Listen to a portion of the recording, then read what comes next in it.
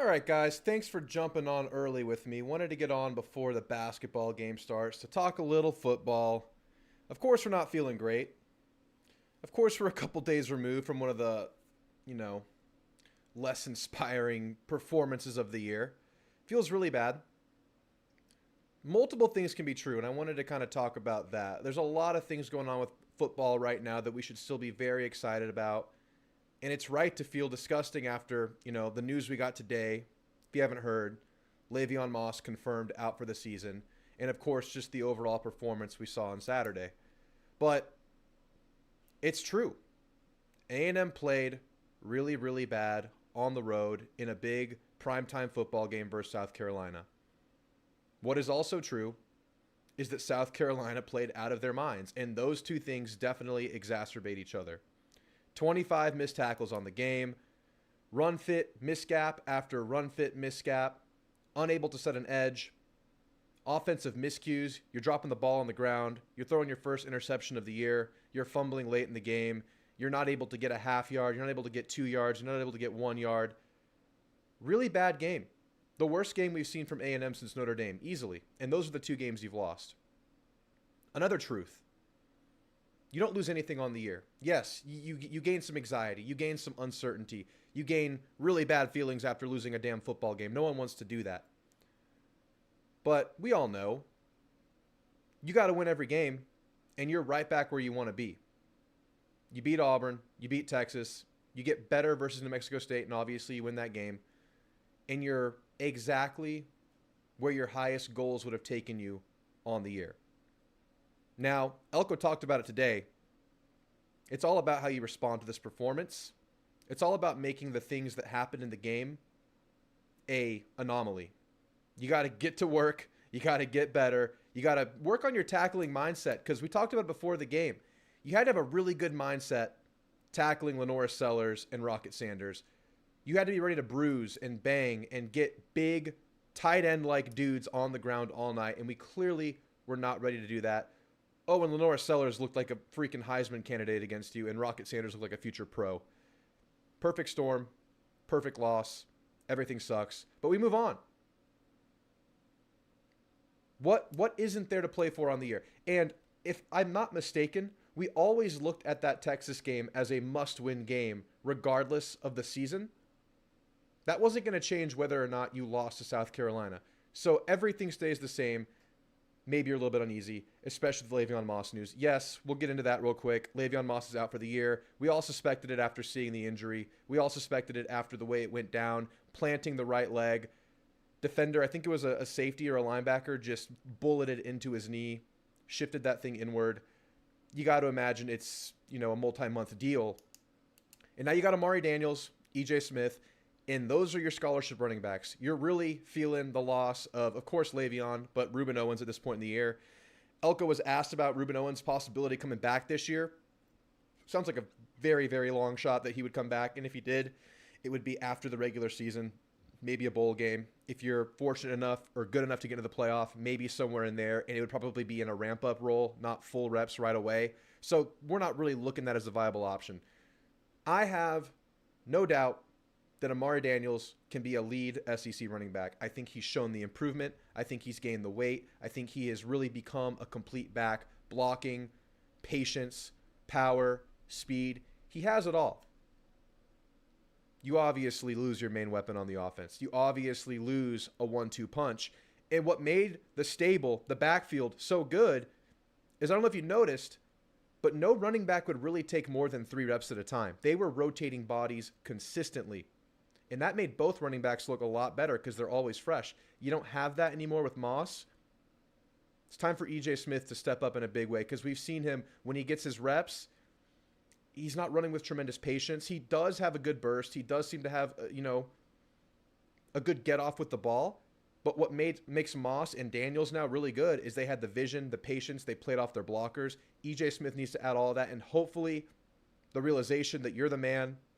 You have this role in the team now. A couple weeks of practice, repping as he's a 2, but he might as well be a 1 with how much they play they space the reps out, how much they spread the carries.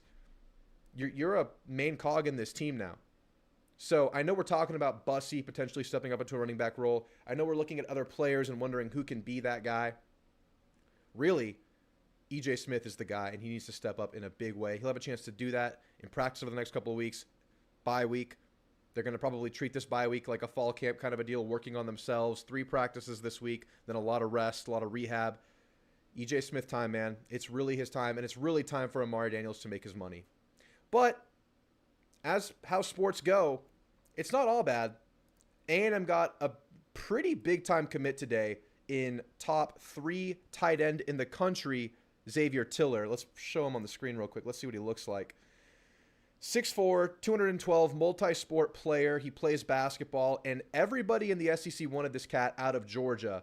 Let's look at his offer list here. It's a really impressive list, and that usually tells you kind of, what these guys are. I always look at the offer list to see who is interested for whatever reason. Of course, this isn't going to load when I'm here live, but you can see right here it's Texas A&M, Bama, Auburn, Florida, bunch of other big teams on this list. A very, very highly recruited player, and this is going to freeze. But let's look at a couple highlights if this thing will load. Big target, very important position on this team. We've seen tight ends, unfortunately, go a little bit underutilized over the last couple of weeks. Hopefully they can get more into it because we like what we got from Trey Watson and Thor at times. Let's see if we can even see this here. All right, here he is running with the ball. I haven't looked at a single highlight from this kid yet.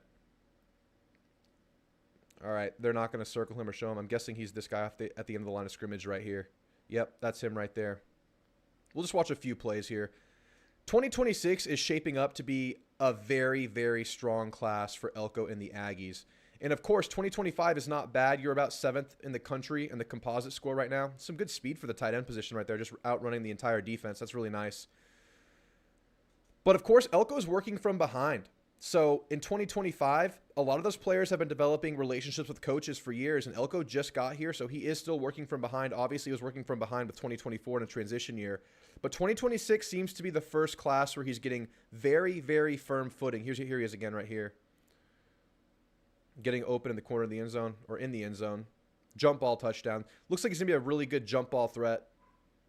Really athletic, lankier tight end. This is sophomore season highlights, so he's going to play a lot heavier than what you're seeing right here, right now. But, with the home slate you had this year, with the opportunities you had for recruiting visits this season, it's really not a surprise that 2026 is taking off, plus the success A&M has had in year one. And keep in mind, I know we're coming off a loss. You're still 8-2 on the year, man. You're still an 8-2 football team with everything to play for, and that is definitely getting the attention of recruits, as you can see with the recent commits.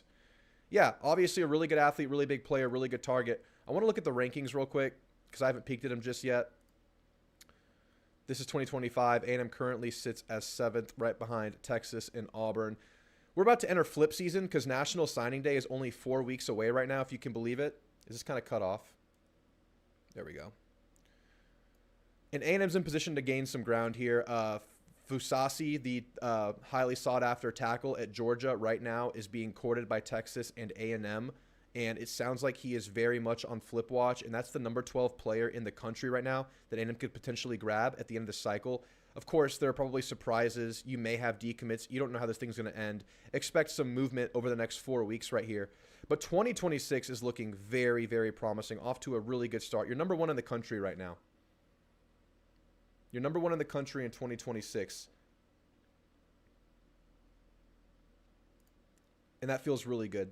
This is when Elko actually has, more even playing field to work with these guys a little bit earlier in the recruiting that he's getting, on the board with these guys relative to the 2025s and 2024s that he was working from behind with. And it's looking like it's going to be a very, very solid class. I mean, it's very early. Reason to believe you won't end number 1, but if you're at this point right now, it's looking like you're going to end with a really, really good class. And, a top 10 class in 2025, stack that with another top 10 class in 2026, you're looking really good as a program, building, working, growing. So, yeah, got some bad news. You're coming off a loss, but then you get the commit, and 2026 is really, really growing. He's the second-rated guy on this list right now. And I believe he's a 91 on 247, but I think his overall composite score is even higher. Yeah, it's 96. It's a pretty good grade. But we'll see how this thing keeps going, gaining some momentum in 2026. Let's say what's up to everybody in the chat, and then we will transition into calls and the basketball game here in just a minute. It's going to be a chill week for this channel. It's a bye week. I'm going to take it a little bit easy, but we'll keep going live. This stuff's fun. We get to just chop it up and talk in real time. Who's here tonight? I see some familiar faces as usual. I see Noble Guy. Hello, Darkness, my old friend. I know, man. Does not feel good to lose football games. Not at all. Jeb. I said losing Ruben before the year would hurt. I think Moss goes pro after the season. I still think Moss would probably be right to go pro, man. If you're an injured running back, you still get drafted, man. I think you still want to do it. But we'll see. I don't think it's like a guaranteed thing. We'll see. Yeah, calls are happening now. So the call-in link is pinned in the chat. If you guys want to get in and talk about how you're feeling about the team after the game, call in, vent, make us feel better, make us feel worse. Wherever you want to go, we'll take it. McLean, what's up, man? Forgot we had the basketball game tonight. Yes, sir. We got a watch party tonight. We're going to watch it. I'm excited. We're going to talk about basketball in just a second after we get through these chats. My attempts to defend A&M's honor the previous week have turned to ash in my mouth, and now I'm making the rounds eating crow in these comment sections. Oh, yeah, we were going off in the comment sections. I saw Jeb out there. I saw Noble Guy out there. Alex Flo, Sad Boy Hours on Saturday. It'll be good. It'll be fine. Watching Lord of the Rings is my comfort film these sad days. I need to watch Return of the King. It's been a long time since I've watched that one. I watch the first two all the time. Who do you have winning tonight? I have A&M winning tonight. They're a 6-point favorite right now versus UCF. We'll get into that in just a second. I have no basketball IQ, so I'm just here to hang out. Go Ags, yes. My basketball IQ is relatively low for the Aggies. I know basketball. I love basketball. I play.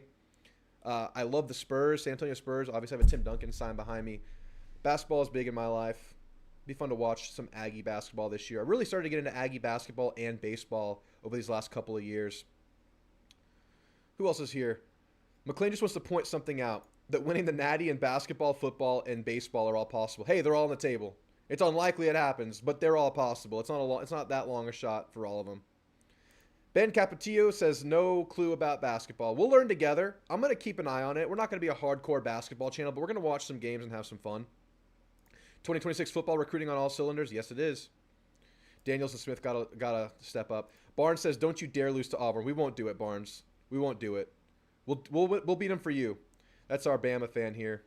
I know Barnes was surprised by our performance versus South Carolina, but you know, as surprised as we were about our performance, I was just as surprised about their offensive performance. I mean, Lenore Sellers looked like a star.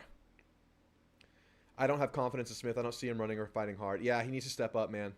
Injuries have decimated A&M, says Play to Win. Good to see you in here, Play to Win. They're stacking up now. That Ruben Owens one, we talked about how you're probably fine to sustain that until you lose one more, and you just lost one more. Le'Veon converts those 4th and 1s.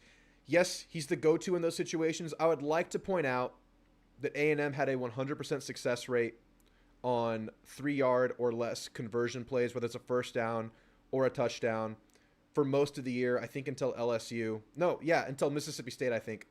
And that included Amari Daniels, and he's been fine in short yard situation too because he did put on those 10 pounds. He does have some power. He does have a low center of gravity. I think he's like 5'10", 215, 220. But you're going to miss Moss in those for sure. Win out and you're in Atlanta, no reason you can't accomplish that. Look, Atlanta's great. I want to get in the playoff at this point. It's the priority.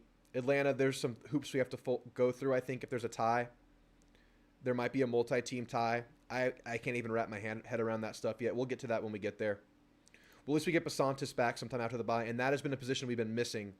I mean, you feel good about Shanahan and Dewberry in spurts, but when they've had to take the lion's share of the load, you've seen some deficiencies there where you miss your guy who started a whole year and has all the potential in the world. Although I am excited about the future of Shanahan. Beat the hell out of UCF, absolutely. Yeah, we're 7-2. That's right. We're 7-2. My mistake. I misspoke. I really like our recruiting class. We just need a big-time receiver in the 2025 class. Yeah, and that kind of leads me to something I was thinking about. I think you need to attack the portal with the receivers, man, because you're losing a bunch of receivers this year in a room that's not super impressive right now. You should lose Jade unless he finds eligibility somewhere. You lose Barber. I think you might get Allen back, but I'm not entirely sure. Let's look this up real quick. But right now, I think the only one you have coming back that's like a mainstay is... No, Cyrus Allen will be back, and Noah Thomas will be back, and Bussey will be back if you want to keep him at receiver. Yeah, you got to hit recruiting. You got to hit the portal. You got to find receivers somehow for next year right now, and you might have to find some running backs too, because I know Moss is probably going pro, but Amari has a chance with these last few games as the lead guy to make a name for himself and potentially go pro. So who knows what happens? That was 247. That was 247 Sports. Yeah, board beating New Mexico. We're basically 8-2. Let's cross that bridge when we get there. Yeah. I see you guys. Might as well say 9-2 with them and Auburn. Whoa, I want to get through Auburn before we chalk off Auburn. I think so. Let's get it done first. You can't look past anything right now. All right, the game's already started, so let's get right into basketball, and we'll get into a couple calls. I think what I'm going to do is take calls during the commercial breaks of the basketball game, because I do want to watch this game together, because I'm interested in basketball this year. I think it's a really promising squad. You bring back a lot of mainstays. Obviously, you bring back Wade Taylor. You bring back Anderson Garcia. You bring back Hefner. You bring back Obaseki. You bring back Coleman, who got relegated to a bench role last year, surprisingly. You bring back enough to where you feel like you can make another run this year. Obviously, you were a second round of the tournament out last year. And we want to improve on that this year, especially when you have so many guys back. And you've added some stuff in the portal. All right, the game has started. Moose is gone. Moose is going to be gone. All right, the game has started. A&M 6-0 lead over UCF. They started Hefner. I think Obaseki came off the bench. They started Garcia. They started Wade Taylor. They started Farrell Phillips. I forget his name. He's the big man transfer out of Minnesota. Like a 10.6 rebound guy last year. You needed some bigs. You got one. UCF. First play we watched, UCF gets a fast break score. Moose has caught a couple of passes. He got a touchdown early. Moose hasn't done too much on the year, man. I think the problem with Moose, from what we've heard from Elko and the evidence we've gotten just watching, is that he's not putting the appropriate work in Monday through Friday in practice to earn the right to play on Saturdays. That's what it appears to be based on what we've heard, based on what we're seeing. And right now he's looking like he's Ja'Day Walker's backup. He comes in off the bench every now and then for Ja'Day. They just prefer Jabri Barber and Bussy and Cyrus Allen in the slot stuff right now. And that's just how it is, man. It's unfortunate. It's disappointing. We know what Moose had, but didn't get it going. Yeah, Moose is gone. Moose is gone. All right, guys. If y'all are y'all tuned into the basketball game? It's on ESPN Plus. Do you guys need a link? Anybody need a sneaky link for this game? Yeah, Moose is just not getting it together. I mean, that's what we've heard from Elko. Elko's just saying Moose is finding out. Moose needs to become consistent in practice. Moose stepped up when Anias got injured. Yeah, he can play when people go down, but he's not earning the right to start right now. What's up, Lit Sparks? Y'all need a link? I'll give y'all a link. Hold on a second. Give me just a minute. We got the links. Don't worry. Boom. All right, I'm putting the link in the chat. Y'all can't hear audio? Oh, you can't hear audio in the studio. All right, audio in the studio is fixed. All right, like I said, when we get to the commercial, we'll start taking calls. All right, boom. A&M's up 11-2 over UCF. Yeah, the link is in the chat right now, guys. Click the link and you will watch the game. You have to click through some ads to get to it. If y'all have used these links before, you know how it goes. A lot of potential for basketball this year. I like Buzz. I want to hear what you guys think about Buzz Williams. I like his message. I like what he does for these players. Every player that comes in this program seems to be bought in. It seems like the consistent problem for A&M in recent years has been shooting. You add Zurich Phelps from SMU. He's kind of the biggest transfer you got on the team. Really good slashing player. Not a great three-point shooter. So we'll see. Apparently as a freshman, he was a better three-point shooter than he was in his later years at SMU. If he can get any kind of shooting, that would be great. But I think we're not going to expect that out of Zurich Phelps. I think he's going to be a slasher. And of course, Obaseki, very much a slasher. Solomon Washington, a slasher. Rebounder. Really good rebounding team. Really good hustle team. Not a great shooting team. Is the link not working?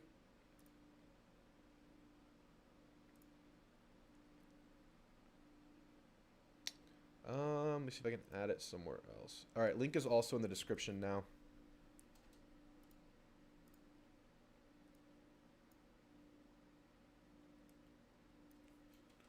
Tell me if that link works for you guys.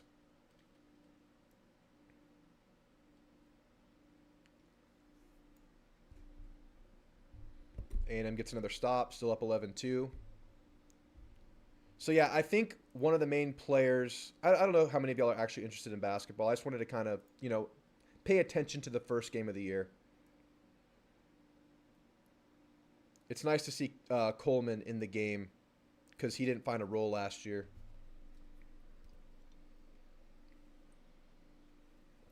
A&M, again, just dominant on the boards. I really like Anderson Garcia. What's up, John Peroni? Good to see you, man. We're going to get into some calls. If you guys want to call in, click that link. You'll enter the waiting room. Yeah, man, it could be a really good basketball year. Right now, we have plus 1,500 odds to win the SEC, which is tied for 4th in the conference right now. Yeah, we're ranked 14. I think we're like the 4th power-rated team in the conference. Looks really good, really promising, man. It's just about putting it together, finding some shooting, finding consistency. We've seen the team kind of start seasons strong the last couple of years, really disappear, and then really come on right before the tournament. I'd like to see a more consistent season from A&M basketball this year. And you have a very veteran team. The big thing you're missing in basketball, even if you don't follow the team closely, you've probably heard the name Boots Radford. And high usage player, second leading scorer on the team. You have to find that in someone else. And I think Manny Obaseki's the guy. I think he has a lot of potential. As I'm watching him with the ball with nowhere to go. Could be a second weekend in March team. I think so. Boots ran out of eligibility. Boots is gone. But, I really think Obaseki's development is really, really important for the season as a casual watcher of this team. Yeah, Obaseki's no one transferred out, I don't think. I think you bring pretty much everything back but Obaseki. But Boots Radford. Jace Carter's back. Hayden Hefner's back. It's like everyone's back but Boots played a really, really big role, kind of the heart and soul of the team outside of Wade Taylor. UCF hit a 3 on us, 11-5 lead for A&M. Great dish, drive and dish by Wade Taylor to an open Jace Carter for a 3. Beautiful.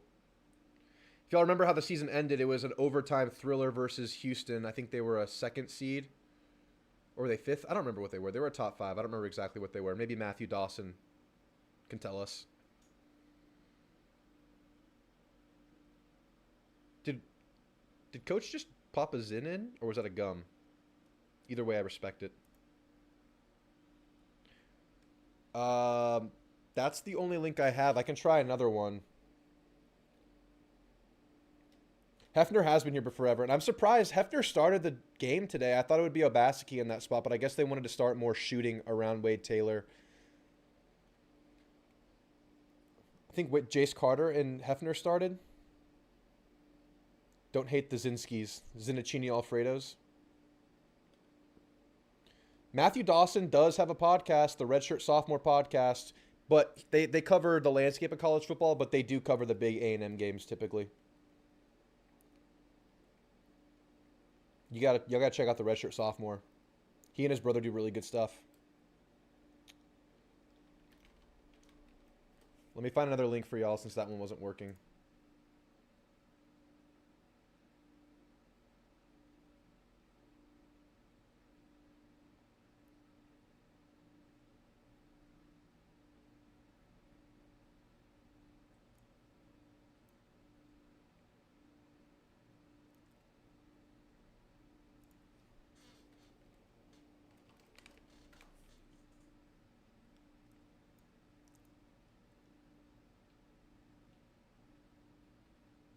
Hefner's the first player Buzz recruited. Interesting, I didn't know that.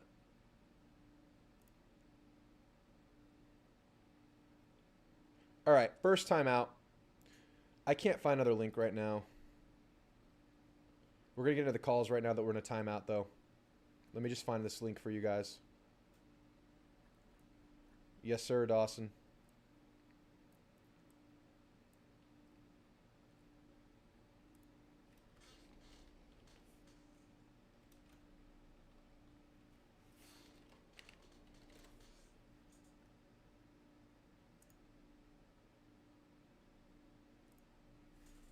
I have it on my phone. Let me see if I can send it to myself and get it to you guys.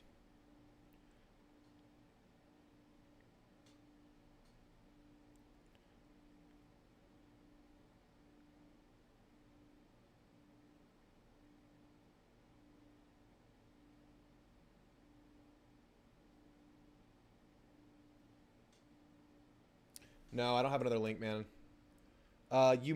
You might try plugging that one into a different browser because that link. Did you click the one in the description? That one might work. Try the link in the description instead of the chat. I'm not really sure if that's going to help, but let's get into the calls. Adam H, thanks for your patience, man. How you feeling, my friend? I feel like I wasted hundreds and hundreds of dollars to go to the game on Saturday. You had some badass seats. You were right behind the bench, weren't you? Yeah, we were row 3 right behind the Aggie bench. We got there just in time to see the coach, Elko, and the players get off the bus. Oh, nice. Followed the band around to the entrance and got in as soon as they opened the gates. Watching the players during warm-up, as they were getting off the bus, they all had their headphones on, or earbuds in. They all looked like they were locked in. But when they started warming up, everybody was just kind of dragging ass and goofing off Yeah. is how I would best describe it. Um, but that being said, I will say that some of the players definitely did push. I mean, I've got photos up on X of Shamar Turner. It was 10:30 at night. I don't even remember what time it was in the game, but he went over to the trash can by the injury tent, threw up, washed his face off, and got right back to it. So, I mean, Yeah. between that and watching Coach Elko pacing the sidelines, looking like he was just ready to punch babies, it was an interesting night. But we got out of there right as we saw the wave of humanity start coming down the stands, getting ready to rush the field. My son and I elbowed our way out of there and Yeah. hoofed it to catch an Uber. Yeah, man. Yeah, I didn't get the impression that it was really an effort thing. Now a focus thing, tackling, wrapping up, Oh, definitely absolutely. definitely possible there. Definitely a focus or a I don't know, just a mindset kind of a thing that wasn't there. They weren't ready to drag down those big bodies that those guys have. How did Lenora Sellers and Rocket Sanders look in person? They look massive on TV. I will say I'm 5'4". Most of those dudes look absolutely massive to me. So, Right. but yeah, it was impressive to watch. Most of the fans that I encountered from South Carolina were pretty decent. As the night went on and they got drunker, it was a little less so. But it was fun to be there. It was actually my first time going to an SEC on SEC game, and Columbia is the closest place I can go to see them. Yeah. Yeah, man. How'd you like the venue? How was Williams-Brice Stadium? It was smaller than I anticipated. Yeah, it's like an 80,000 max capacity kind of place, I Yeah, think. yeah, I think their website says 77K, Yeah. and of course my son was like impressed by it, and it was loud, it was raucous. The fans were definitely invested. Everybody that was making noise. So Yeah. I'm ready to see Kyle in what, a little less than 2 weeks when I go for New Mexico State, Oh because yeah. that'll be my first time catching a game there. Nice. Yeah, it'll be nice to get back home. It's kind of nice that you have that game after a bye week because I think we saw a lot of teams kind of sometimes can come out rusty out of a bye week. Plus, you can kind of stamp in some of the work you did. You really have to take care of business in that one. Then you go back on the road to Auburn. But I don't know, man. Just thoughts coming out of the game. How you feeling about the season as a whole right now? I know it feels Um, bad right now, but where are you at? Where are you at it, with it? it it feels bad, but battered Aggie syndrome has been there. We were all waiting for the other shoe to drop, Right. and I think Mike Elko in his press conference did great. He shouldered the blame himself Yeah, he did. because in the past we would have heard, we didn't execute, we didn't get the inches, put a hat on a hat, all these other fast talking catchphrases that Jimbo would throw out. Yep. But it's first year under Mike Elko. We're doing better than a lot of people thought we would do, and the season's not over yet. We've got a bye week and then essentially a tune-up game at home before we go on the road to Auburn. Yeah, exactly, man. You still have everything to play for, but you just can't do anything. You can't have any kind of performance similar to what you showed in that game. Unfortunately, you had to see that one, but still good to go to games. Still good to. Had you been to a game there before? No, the only other time I'd seen the Aggies play was the Belk Bowl in 2016, where they lost to Wake Forest. Oh, okay. Yeah, So gotcha. it's been a while. Yeah, I had been to a game there. It was not a good season for them, so it wasn't as raucous as it could have been, but it was like an absolute atmosphere. So it's pretty cool to get that one checked off your bucket list. But all right, Adam, any closing thoughts, man? I appreciate the call. Season ain't over. Amen. That's my final thought. Yes, absolutely. All right, man. You have a great night. All right, you too. All right. Let's check in on the basketball game real quick. Thanks for the call, Adam. Always appreciate you, man. All right, A&M up 16 to 8. They just hit some free throws. Nick Starkle had a tough game in the Belk Bowl. Is the stadium new? I can't remember hearing the Rooster either. Yeah, it's not new. It's not new. It's just been a while since they've had like a primetime game there and showcased it to that level. They had the light package going. They played Sandstorm like every chance they could, which is like their thing. All right, let's see how A&M looks with Wade Taylor on the bench. Looks like Jace Carter is going to operate the offense right now. Who's number 10? I don't know. Wilcox? I'm not familiar. He just hit an off-balance corner 3, though. Wilcher. Let's look this guy up. We're learning basketball together. CJ Wilcher. Looks like a transfer. Grad student at Nebraska. Transfer from Nebraska. Just hit an off-balance corner 3. Look out for CJ Wilcher. CJ Wilcher, number 10. The more you know. Yeah, if you guys don't have ESPN Plus, you can try the link in the description, but apparently it's not working for some people.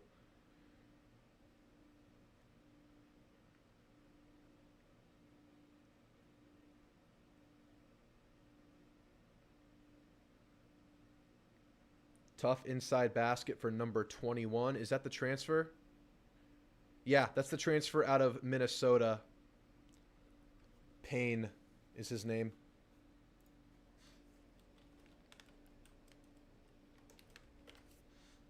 Farrell Payne out of Minnesota, 6'9", 250, junior. Averaged 10 points, 6 assists last year on Minnesota. And he's our starting big man next to Anderson Garcia as of right now. Obviously, you lost Julius Marble to off-the-field stuff. We don't really know what happened exactly, but he was pretty promising a couple years ago. Never saw the court last year. And now you have this guy, Farrell Payne.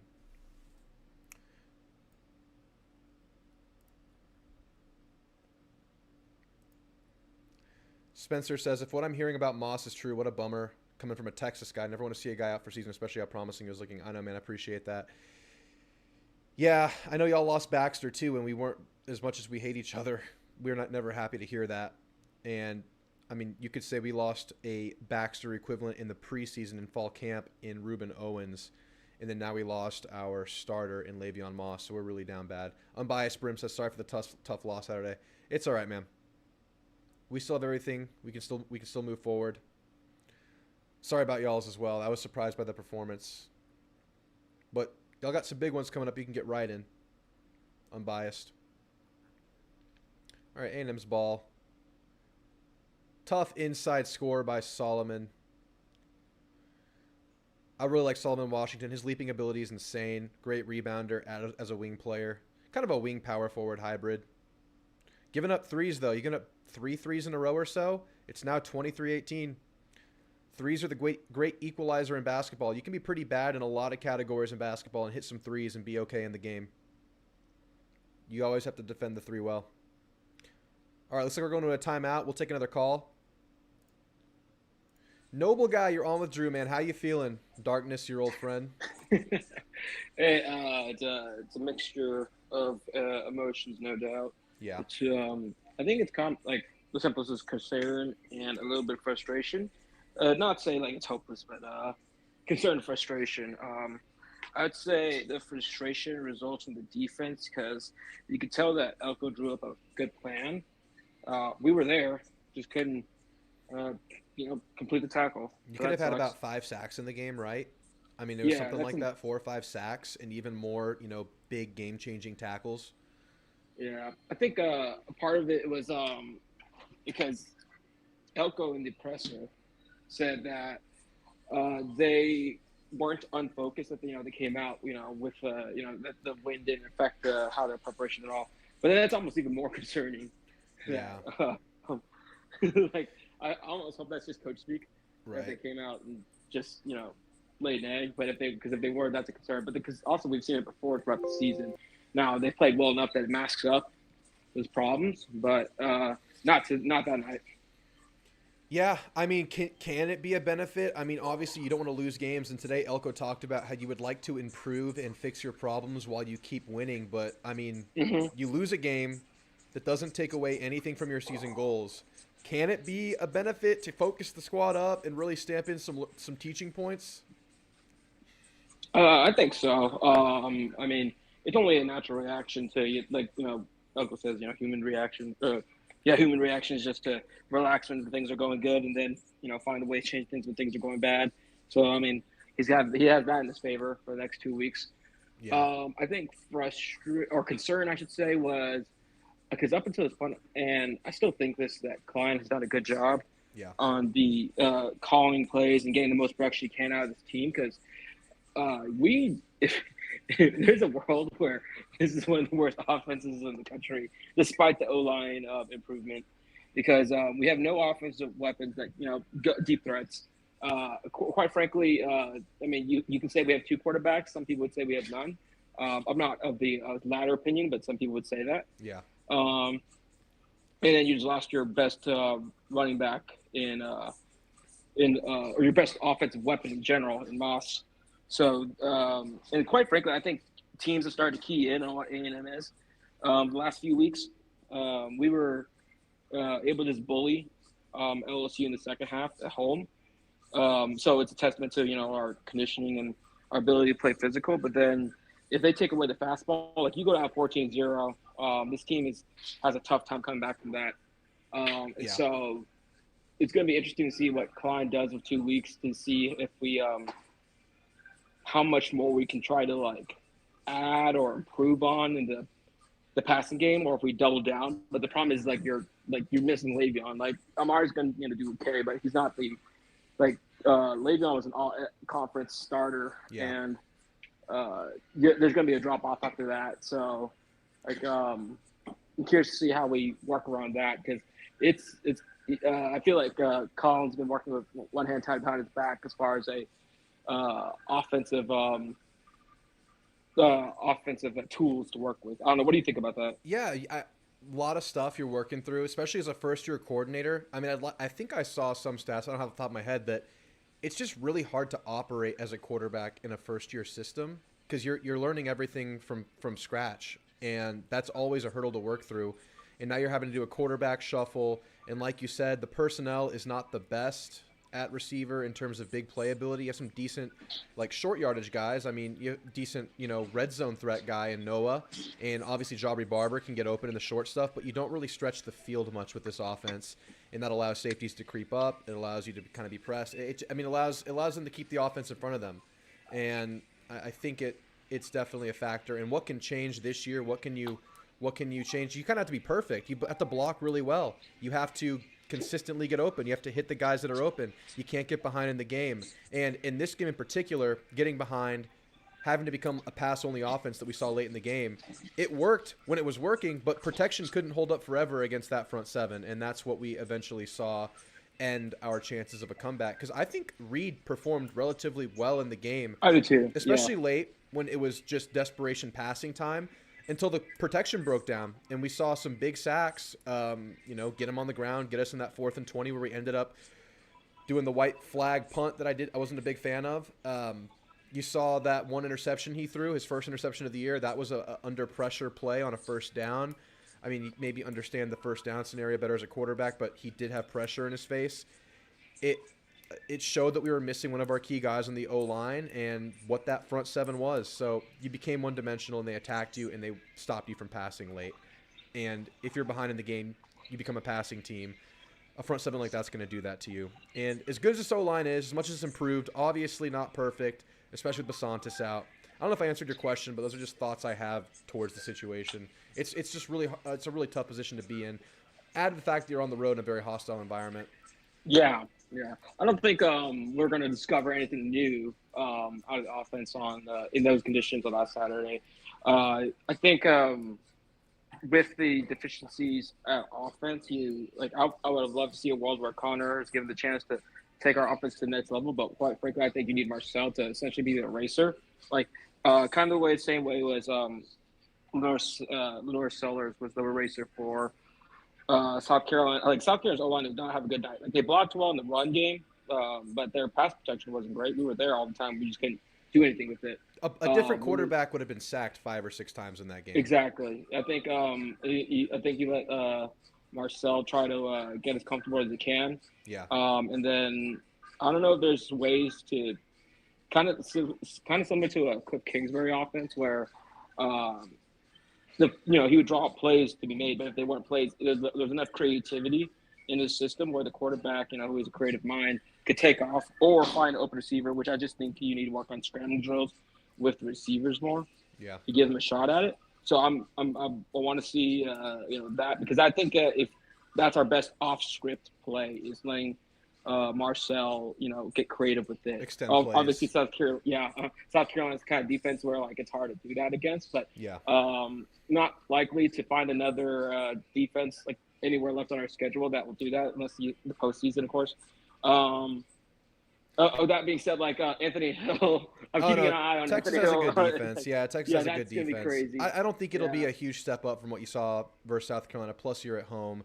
But I do think it'll be beneficial to have that New Mexico State game with Reed as the guy, hopefully a healthy offensive line, get some quality reps in the game. I think that'll be a very beneficial game to us coming off a bye at this point in the year.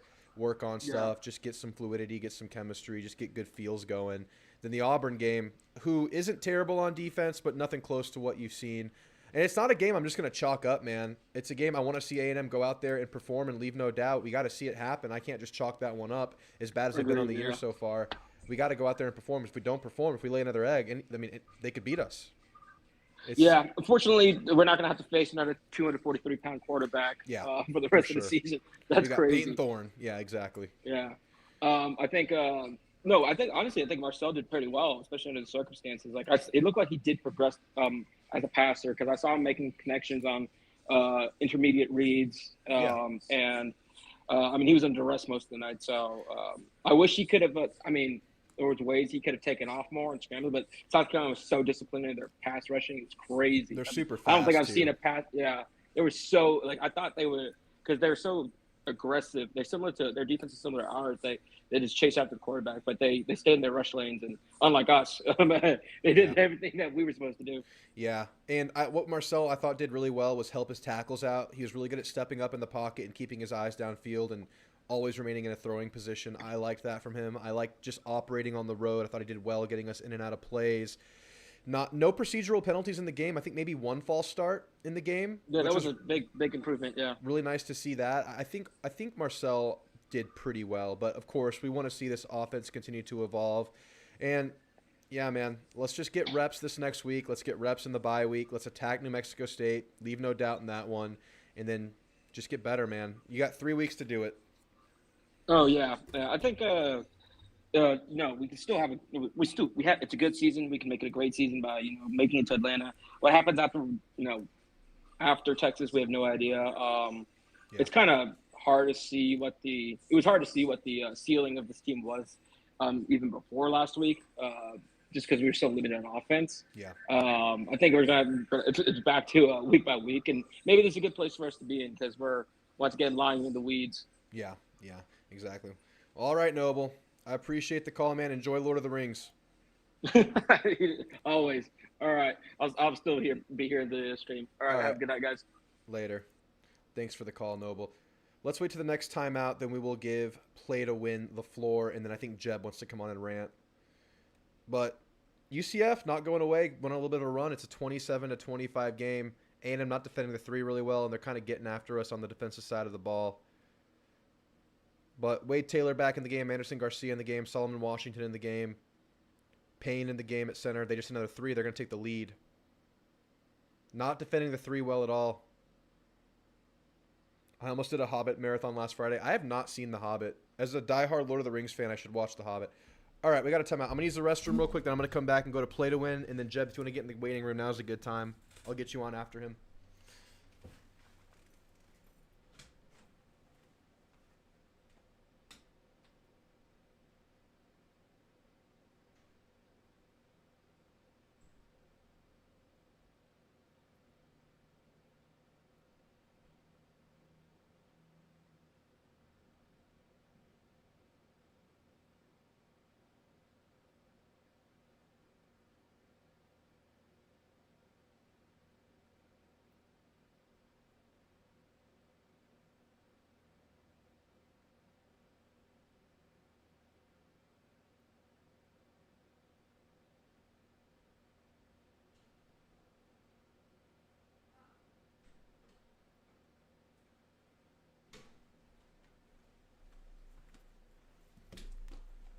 All right.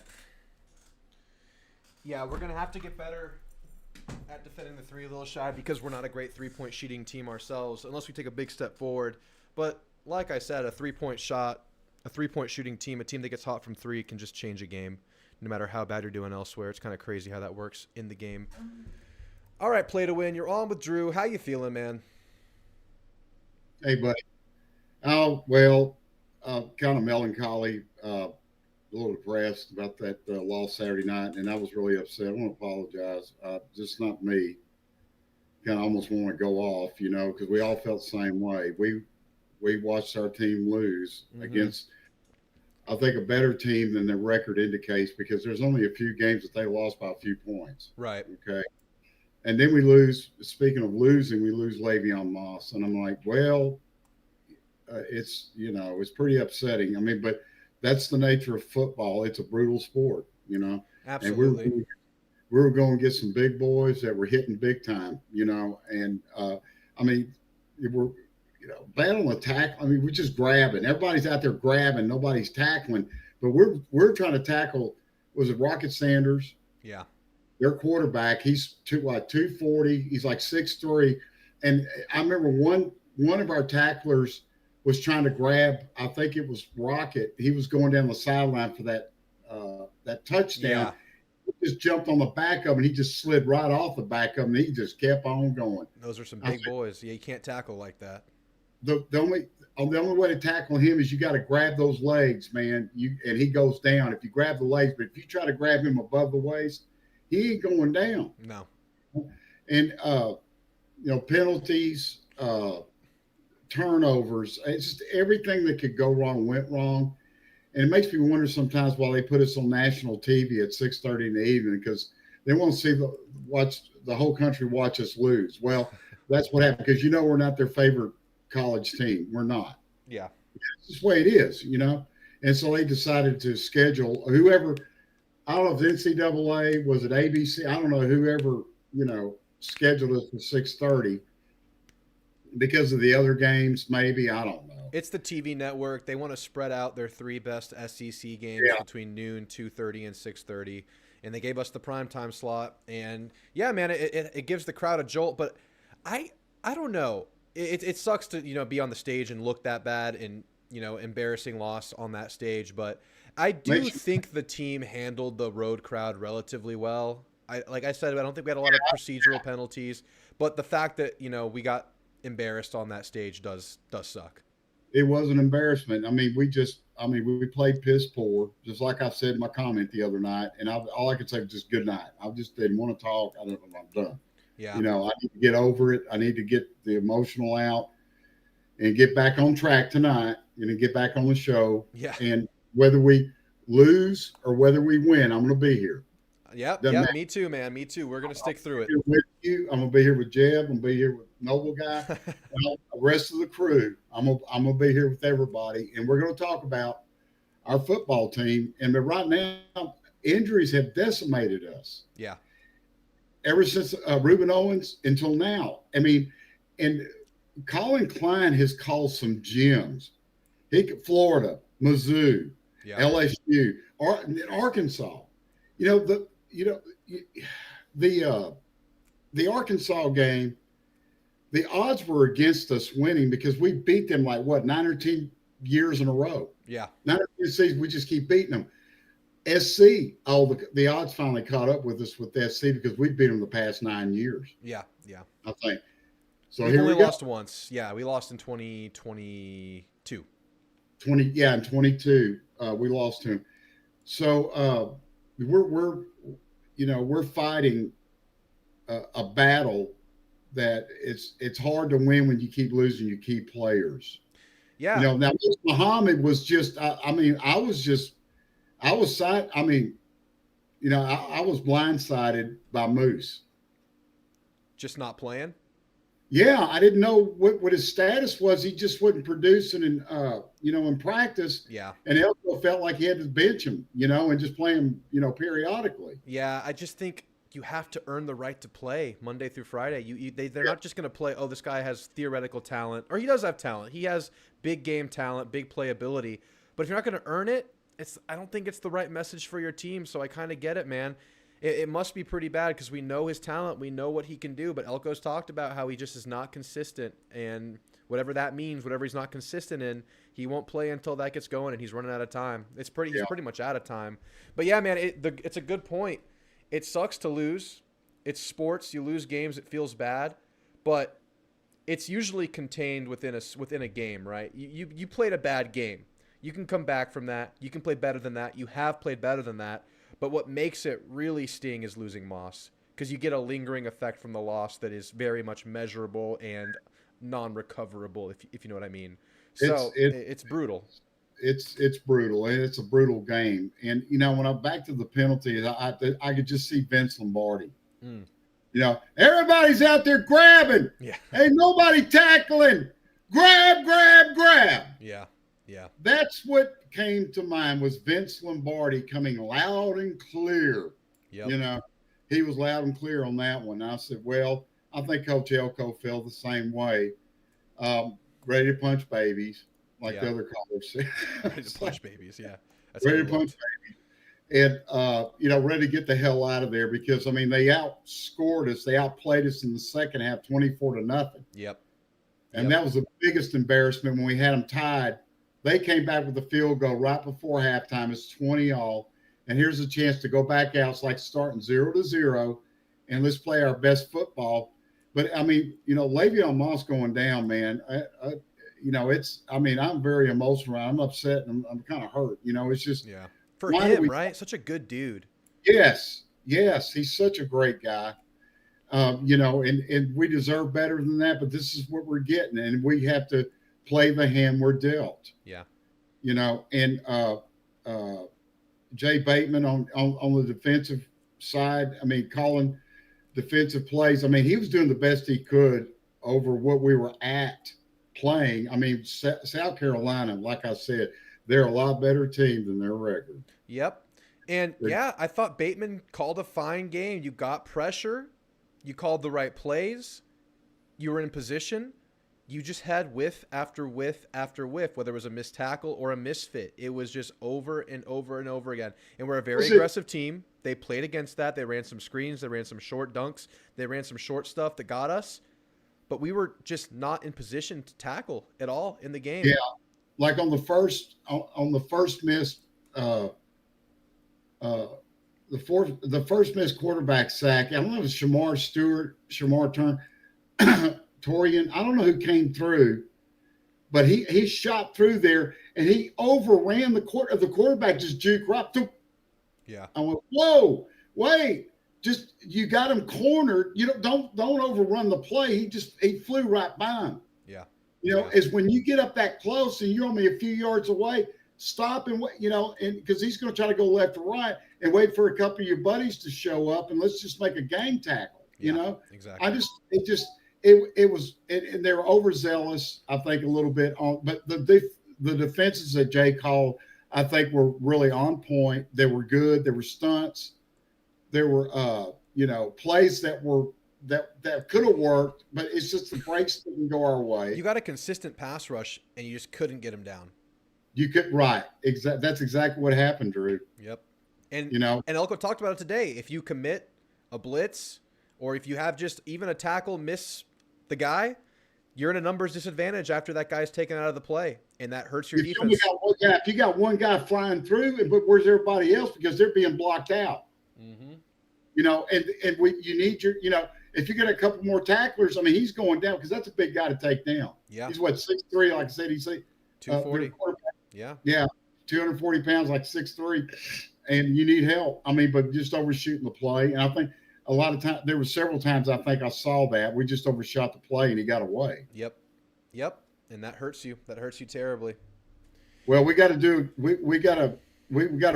We got a bye week, and then we go in, at home, New Mexico State. Yep. And we got to win out with Auburn. And Texas is going to be the game. It's like, like old times. Oh yeah. Old times. Yeah, with the T-sips. That's what I call it. Coming back to town. I know it, man. We got to welcome them. We got to welcome them. Give them a warm welcome back. But you can't play like that. Your 2 losses of the year felt eerily similar on the defensive side of the football. Misfits, bad angles, bad tackling. That's what's beaten us 2 games now on the defensive side of the ball. That's what's gotten us, and you got to fix it for the next big one, and even Auburn, and just make it right for New Mexico State as well. So you got 3 games to get it right, everything to play for, nothing's taken away from you. You got to get through it. Besides Moss, he was taken away from us, which sucks. Well, Drew, you're a good analyst, and I mean, I was always impressed with that. I'm impressed with the way you analyze players, plays, the coaching staff, and what they're calling, what you see on the field. And I said, you got it right. I mean, you could be a color commentator. Oh, you know the players. You know what you're seeing. You know where the deficiencies are, where we're strong, where we're weak. You see everything right, and that's a big credit to you. Thank you. Yeah, man. I mean, you're welcome.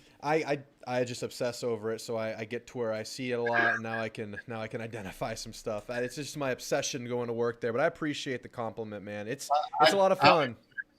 You do a great job. So just I'm glad, man. I'm glad I ran into you all that back in. I think our first. When was your first show? Back in July. My first show. No, I started in 2022, but I started this season's coverage in July. Yeah, you started this season in July because I know it was right. I just retired on July 31st. Oh, nice. On a Thursday, and it might have been that night. Yeah. I started with some sporadic live show stuff. I was playing the new college football game, and then I think early August I started hitting position previews, position breakdowns, that kind of stuff. Group videos, defense, offense, quarterback, defensive back, blah blah blah, and it was great. And it's been that far back, that very first show, and I remember telling you I was retired. Yeah, and it was that Thursday. It was a Thursday night show. Yeah. I love it, man. I love doing it. I mean, I'm just it's easy when you're obsessed, right? It's easy to do it when you really care about it, and it doesn't really take that extra effort to do it. So, I mean, I would be obsessed either way. So I just happen to, share it with everybody, and I appreciate callers like you, Play to Win. You add to the show so much, so I appreciate you as well. Well, details. You're all about the details, and you get them right. And Noble Guy's great too. Jeb. I mean, we got a good. We got a good. Good core. Good call list, and people that share other things too. Yeah. Besides what I know and what they know and what they see, and we all put it together, and then we try to figure it out as we go along. Yeah, and I'm not, I don't do a ton of. I don't look at other people's work. I get most of my information from watching film, but I get it from you guys. When we discuss things and we break things down on these live shows and we bounce stuff back and forth, that helps paint a picture for everybody. So it's this feedback, it's the communication. I think we all know ball here, and we all put it together. It's been nice.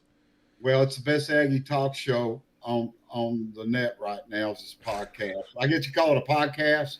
Podcast show. I don't even know what to call it. I don't know what to call it. A show. I guess it's a show because I'm not on Spotify or anything. But we just I enjoy it, whatever it is. Yeah, it's the Aggie call-in show. Yeah, exactly. I think I need a name for this show though. I'm workshopping it. The Aggie call-in show is a nice little placeholder though. Yeah. Until you get something a little bit more permanent. Permanent, more unique. Yeah, more just for this show specifically. We'll work on it, but I'm still just trying to get a consistent style and consistent substance before we start adding the bells and whistles. But this week very much a chill week. I didn't drop a Monday video. I'm just doing this live show. It's a very laid back show this week because we have the bye week. We got some big weeks coming up after this. We got the Texas game coming up. We have postseason, whether it's a bowl game or more. We got a lot of stuff coming up, so we're going to do it all. Yeah, we will. We'll get there. It's going to be fun until the end. Absolutely. And we'll do basketball and baseball too. I need stuff for the off season, so we're going to get into basketball and baseball and keep this thing going. Yeah, sounds good. Sounds like a plan. All right, Play to Win. Great call, man. You have a great night. Okay, Drew. Talk to you later. Later. Another great call from Play to Win. All right, game went to half. I think we're down a point. I didn't catch it. Yes, I saw you talking about Andy's effort, Matthew Dawson. It's my favorite player on the team. The rebounding effort, the hustle, getting into plays, getting his hands on balls he really has no business getting into is just amazing to watch. And Solomon Washington has some of that too. I love those two guys. You've never been, deficient in hustle or rebounding under Buzz. It's always been the shooting, really, and consistency offensively. So I love watching Anderson Garcia, man. I hope he can carve a role in the NBA, but he's an undersized guy for his position and doesn't really have too much of an offensive game. It's just a rebounder, defensive hustler. Maybe. Really like him. All right, we're at halftime of the game. Jeb, if you want to call in, now's a good time. I see you in there. All right, Jeb. How you feeling, man? Lay it on me, man. You know what? I just couldn't help myself, man. I just couldn't help myself. With what? The talking shit all week? I was talking so much shit, man. I was talking so much shit, and I went. Instead of staying home and watching the game, I went out and watched the game, dude. Oh, that was already, and I was conflicted the whole time. I was like, it's kind of muggy out. Just because I wanted me and all my friends to go out for a game, and only like half of us showed up, so that kind of sucked. I drove all the way to East Austin for no reason. So you had to watch the Aggies lose in public in Austin. Yeah, luckily, so there's a bar in East Austin. I think the owner went to A&M. Okay, so nice. A lot of Aggies go to the game. There was quite a bit there, actually. Yeah, that's nice. So I talked to a lot of A&M fans. Kind of hard though, obviously trying to focus on the game, but yeah, man, I jinxed it, dude. I take full responsibility. If I was in my own comfort of my home, if I was like in my recline, my lazy boy, dude, we would have won. So you did that, and you talk shit. So this loss is totally on you, Jeb. I take full responsibility, and now all the South Carolina fans are coming out saying, "Yeah, the better team won." Listen, I get it. South Carolina, they're very physical. They have a badass defense, probably the best defense in the country from what I've seen. But you can't lose to a 4-3 team. You just can't, especially when there's so much on the line. You're 7-1 because people are going to clown you if you lose. And you know what? They did that shit on purpose, dude. They put that game at night on purpose because they knew South Carolina's good at night games at home. And they were due. Yeah, I remember a couple years ago when they played Tennessee, when they were on their hot streak with Hendon Hooker, and they beat the doors off of them. And we were coming off of that big emotional win as well. It was like the perfect scenario. Absolutely. I mean, I just couldn't. Man, I can't remember the last time I watched an A&M game where the defense just couldn't tackle the quarterback, dude. It was mind-boggling. I mean, that could have been the outcome of the game. You look at the first drive. If Scooby gets that sack, you're looking at like a 3rd and 16, 17. They probably don't convert. Yeah. I think the field goal before half really hurt too. And if you recover that fumble and there was just no flag, you're looking at maybe a 6-point swing, if you make a field goal there. 2 road games in a row. Mississippi State, remember you gave up a touchdown right before the half? That long drive? Yeah, dude. I hope South Carolina has become the new Mississippi State for us when it comes to away games. You hope what? Say that again? I hope South Carolina has become the new Mississippi State for us with like going there away, and it's just like a nightmare for us. I'll say this. I'd be surprised whenever they really hammer out the SEC scheduling. I'd be surprised if they remained a regular So opponent. I haven't looked at the schedule. Have they put out the schedule for next year? Yeah, it's the same schedule as this year, just reverse home and away. Oh my gosh. So we have like no good home games next year. We have no good home games next year. That's miserable. Is the Arkansas game going to be away? It should be, but that's not. I don't think it's official yet. But it would make sense. They've been here twice in a row for the games that have been home away, and they were the away team technically this year for the game in Arlington. Yeah. Oh man, that's gonna be terrible. Yeah. So their biggest recruiting games are going to be Florida, South Carolina, Auburn. I might go see him play Florida next year. I always try to go to a game every year. Florida might be it. Yeah. Yeah, because the roster. I mean, the roster is going to be very different next year. You're going to be good in the secondary. I'm pretty confident. I think you'll be good on the offensive line. You'll be good at quarterback. You'll be good, very good at the linebacker position. But D-line needs a big reload, which is crazy to say for A&M because you're losing three dudes. Wide receiver, probably, maybe D-line's like second because you're going to lose a bunch of dudes. I still think, I know you guys disagree, I think Shamar Stewart comes back. I just see him on draft boards, man. I know, because I know. Look at Shamar Turner. He came back. He was on draft boards last year. Yeah, but I think Shamar Stewart gets some first round love. I don't know if that's died down over the last couple of weeks. I don't think he's a first round pick. I know like they may have him there, but I think he's probably gonna go somewhere in 2 or 3. Yeah. I just don't think. I think he's kind of a guy. I mean, we all think he's really good, but I think he can make a lot more money coming back. Yeah, he's just now coming onto the scene. He's just now getting recognized. Yeah. So if he were to come back like Shamar Turner did next year, I mean, he'd be even a bigger name. But I definitely think you're gonna have to look for another edge rusher and a couple of D-tag. We need some nose guards for sure. Yeah, I think you could let me check this. I think you get Regis back, right? Regis is gonna come back. He's not a pro prospect. So you get Regis back. You get DJ Hicks starting on that in the interior. Hicks is playing better. Hicks is playing better. If you get Shamar Stewart back and then maybe start Rylan Kennedy on the other side, that's a solid starting 4. You know who's the guy that I don't get why he doesn't do? What happened to freaking what's his face? Who's our guy? Who's the guy we always talk about? Number 99. Gabriel Brownlow-Dindy. Dude, why does he not ever play? I'm pretty sure having to take months and months off from football from injury has. Do you see him like? Do you see him here next year? Like, do you see him like in the rotation next year? They has to, right? I don't know if it's that easy. I mean, he hasn't made it this year. I mean, I think there's a chance he has the talent because to put Turner's going to be gone. In high school, but he has Turner's to get back gonna be gone. Rose Johnson's going to be gone, so you're left with Hicks. Yeah. Regis, him, Dalen Evans is a defensive tackle. Hasn't played yet though. He's still undersized for a DT. Yeah, undersized. You got Samu. Samu will probably play a little bit more next year as an upperclassman. Situational guy still, I would think. He's still really heavy. But yeah, I think it's a solid starting 4 you could throw out there, and you might get Scylla and E&I White back, but you're going to have to hit some portal stuff. I'm surprised those guys haven't played at all. Yeah, Scylla plays maybe 3 snaps a game right now. I might have seen Scylla when I rewatched the LSU game. I think I saw Scylla for like a snap. I think he had 1 snap. Yeah, man. I mean, Josh Celisar doesn't play. He was a team captain for UCF last year. Doesn't play at all. Yep. I know Elko doesn't really like to rotate his guys that much, but, dude, there's just so much talent on the bench. Yeah, it's crazy. On paper talent, though. We don't know what it is on the field. Now, like I said, I think guys who are behind the scenes, I think DJ Hicks and Rylan Kennedy could be serious weapons next year. I think Kennedy will be better next year, but you still want another guy that can compete with him to start at the edge. Now, let me ask you this. Next year, you probably lose Moss, right? Like, we're all pretty sure you're going to lose Moss. I think he's played enough now to where I think but the problem is, like, it's a huge running back class.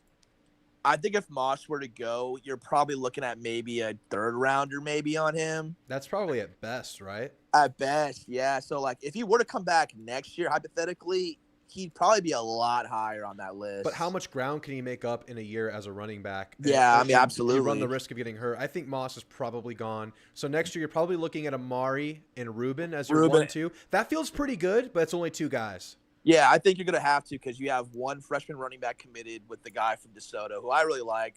Dude, you got to have 5 running backs on the roster. You just do. Portal time. With how physical this league is. And I think not taking a running back in this year's class actually kind of hurt. Yeah. That's the one position where, like, we probably needed 1 more corner in this class and then 1 more running back for the 24 class. And I would have felt great, but yeah, you got to have 5 running backs, man, because we lost Ruben. And I was like, I get it. He's not the starter, but that's a guy that was probably going to be your 2nd string and get a lot of the carries. And we're all impressed with Daniels, but I just don't like Daniels as, like, your number 1 primary guy. I like him as a rotational guy.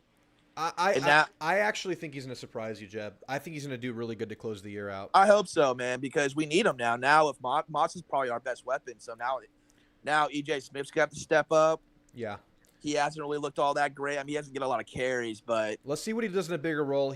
I agree, he's not been impressive with a bigger role, knowing you're shouldering basically a starter position because backup running but back in this system. you can't run is- Amari to the ground, And No, he had no, that they're big, gonna he had that still big share run, it. man. He had Yeah. that big run that impressed me. I really like "Holy Amari. shit." I can see Amari having several 100-yard games to. Oh, end he'll this come season. back. I think he's only a redshirt junior, so he'll for sure. I come think back. he He's not an will, unless NFL he just back. explodes to close the year. I think so. I think he'll be back. So you have him and Ruben. I think you're gonna have to get at least one or two more guys from the portal. 100%, 100%. So it looks You like gotta the have at strong least points 5. next year: linebacker, O-line, quarterback will be strong. Reed will take a step up. Reed's going to be really good. I'm really excited. Oh, you got to go heavy with receiver in the portal. You got to go crazy in receiver, and then Man, I think secondary is really good next year too. I'm so disappointed with the receivers, man. I guess not having a Nye Smith is a huge deal. Even though Barber's been playing well. Noah Thomas is good. The only problem with Noah Thomas is he's not physical. So against physical corners, he gets bullied. So he's good. He's good. They kept trying to throw the fade routes to him, and it just didn't work. And the guy, Ja'Day Walker, man, what, dude, pardon my language, what the fuck happened, dude? You were calling him Malik Neighbors. You set yourself up for failure Dude, with that one. I gotta stop talking, man. I gotta stop. I'm delusional, I guess. You were calling him Malik Neighbors. I think he's been fine, but he's just not that, He looked like it last year, dude. How is someone who played on a horrid offense, that was a horrible offense last year, look so damn good? Yeah. And then this year's offense is 10 times better compared to last year's. And he just he's physical and he gets open, but he just doesn't get the ball. Yeah. So I just don't get it, man. And Moose pretty much doesn't really play. He might get a snap here or two. Doesn't play. I don't know why that dude stayed. I know. He doesn't play. I know. I think we were missing one more receiver we needed one more guy. Yeah. I really wanted Colin Lacey from South Alabama. He ended up going to Louisville. I really wanted Lambert Smith. Could you imagine Lambert Smith on this offense right now? We'd be so much more dangerous. He's wasted in Auburn right now. Oh, yeah, those idiots who went, disrespectful on those guys. Cam Coleman, Lambert Smith. Hugh Freeze is probably going to be on the hot seat after this year. It's possible. It's not going good. I don't know. I mean, do you think he gets fired after 2 years? There's no way. I think there's no way he gets fired this year. But if they keep losing and it's just a terrible season, he will be on the hot seat. I'm shocked, man, expected because to improve. He was a hell of a coach. Ole Miss, he turned them into a powerhouse for a minute. Yeah. And then Liberty, but then Auburn. I guess they just don't have a quarterback. Because I've watched I've watched a lot of Auburn's games. Quarterback is by far the biggest issue. Yeah, they actually don't have a bad team. It's just their freaking quarterback is so bad. Yeah. And even the guy on Locked On. I was watching Locked On Aggies with Stefaniak. Yeah. I kind of started laughing. I guess they did a group kind of chat thing with all the SEC guys. And I think some Auburn fans spoke out. Some Auburn guy spoke out. He was like, "Yeah, with Peyton Thorne, I'm not worried." And the guy the guy had no response back. With Peyton Thorne, I'm not worried. He was confident in Peyton Thorne. So it was the Locked On Auburn guy, and I guess he commented on because there's 10 of them there, right, from every school. And I just saw a little clip of it, and the dude was talking, and Andrew Stefanik was like, "Well, yeah, we all have Peyton Thorne at quarterback, so I'm not worried." Yeah. And the guy had no response back. He just took it. Well, you know what? Stefaniak's actually an Auburn guy. Is he? Yeah, he follows Auburn too. Wow. Okay. So he knows. He's calling it. He's calling it how it is right there. But yeah, man, I'm watching that game, dude. It was just man, you just gave everybody what they wanted. Everyone, we were making people uncomfortable with winning. People didn't want to see us win. Now everyone's calling us overrated, and we were just never that good. Even though the worst part, yeah. It's because you don't lose anything this game besides Moss, of course, but that's an injury. You don't really lose any opportunity by losing this game. What you lose is the ability to lose the Texas game and still make the playoff. But who wanted to freaking lose the Texas game anyway? It's not like I was banking on that. That was always a must-win in everyone's eyes. So nothing really changes. You still have everything. It's just an embarrassing loss. It's just embarrassing. You went out. I still think. I know it's too soon to talk about this. I still think we can beat Texas at home, at night. I think so too. I know everyone's watching this game saying, "Oh, we could beat them." No, playing at Kyle for that night, it's going to be different. They're going to be motivated to play UT. I expect them to play their hardest against. I'll also UT. say this: if you get the pressure that you got on Sellers versus Quinn, Quinn's not escaping like Sellers is. Oh no. If it was any other quarterback, that guy sacked like 5 times. Yeah, he Quinn just happened to Ewers- be insane. Like I Quinn don't know where he Ewers came never from. really had a chance. I think there's so much pressure on Quinn to be good because of Arch Manning, the guy behind him. Oh yeah, that's That a if you media can put shit show pressure over on there. Quinn, you'll have a good shot. But the only thing is, Texas's defense is actually pretty good. It's a good defense. Yeah, I'm not underselling that at all. They So, have a solid but there's a lot of defense. games. We're gonna need a lot of help. I mean, obviously we could win out. That's still on the table. Some South Carolina fan was like, "Glad to see y'all season's over." Our season's not over, dude. It's not We're over. we have Anyone one that says loss. that is just wrong.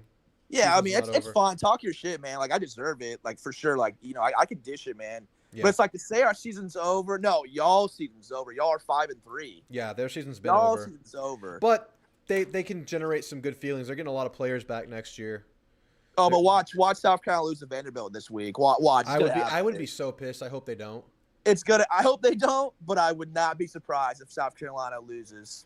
Well, yeah. And then Andy's there's a pretty good. lot of good games on this weekend, man, because you got Georgia and Ole Miss. So the loser of that game is probably going to be out. Yeah. Yeah. Alabama and LSU, loser of that game is probably going to be out. Yeah, Georgia can lose and still come back. So it's only their second loss. They can still make the playoff, but they're looking at a long shot for Atlanta. Hey, I told everybody, Florida. Listen, if Florida doesn't lose their quarterback, Florida probably could have beaten them. Oh yeah, I mean, and Florida could have had some success versus Texas, but now they don't have a quarterback. So Yeah, if what's his face doesn't play, they're definitely not going to win. I think Lagway's out, right? Did anybody get an update on Lagway? I watched a little bit of their videos. It's like a game time decision. Oh really? Okay. That's what they said. So I mean, but yeah, against UT at home, if you got your third string quarterback, you're probably not going to win. Yeah. I mean, are you gonna live stream the games this weekend? Or? No, I'm taking the day off.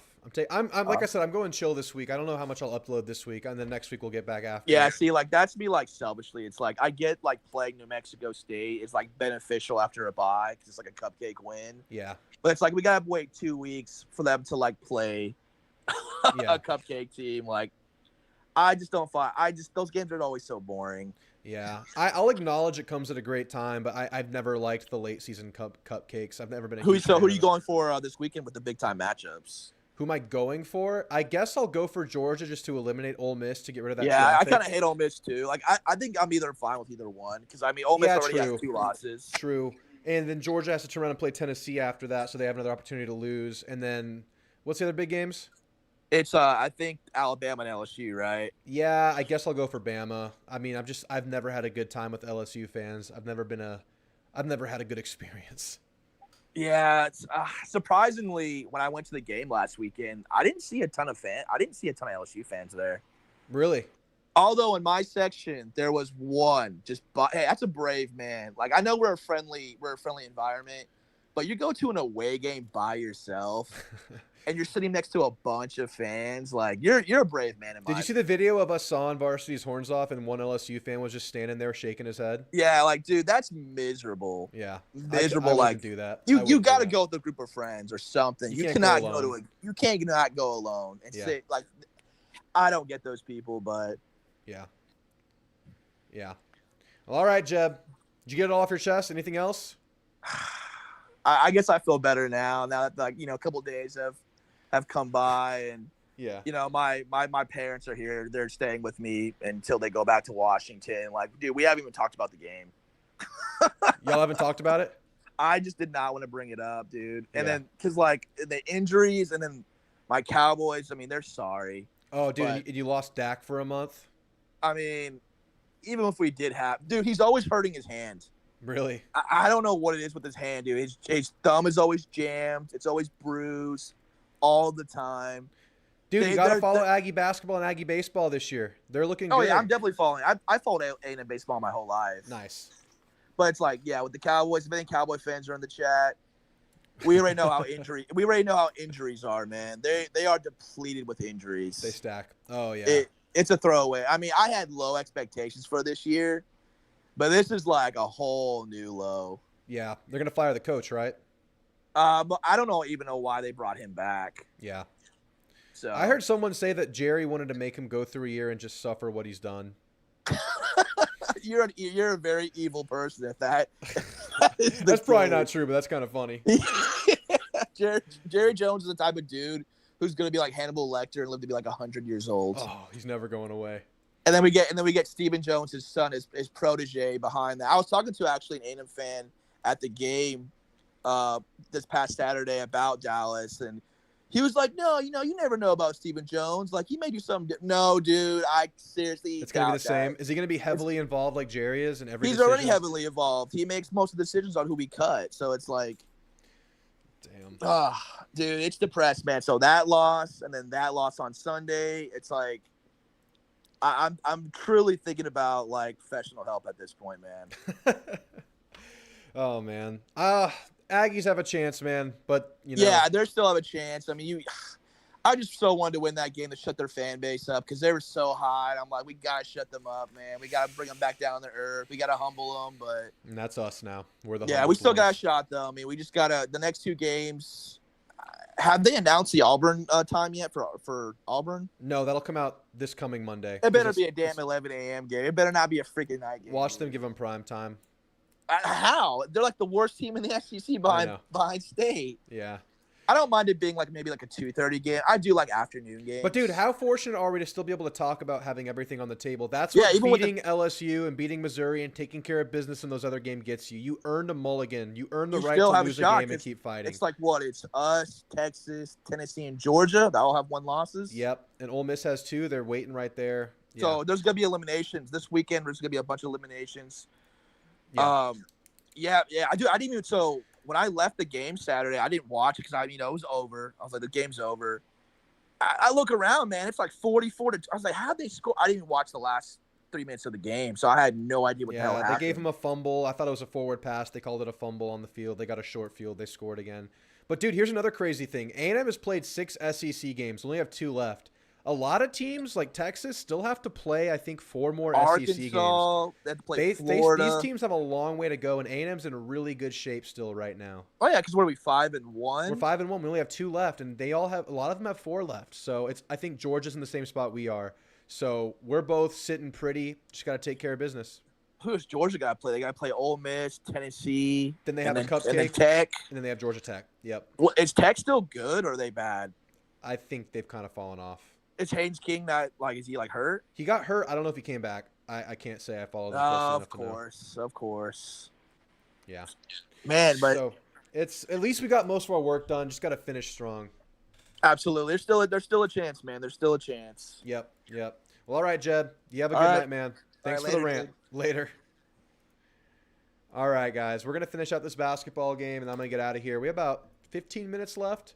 I see 30 people, and if you could drop a like while you're here, I'd appreciate it. I'm going to run to the restroom real quick, and I'm just going to commentate the rest of this basketball game for you guys. Ask me anything in the chat, and I'll talk about it, whatever you want to talk about.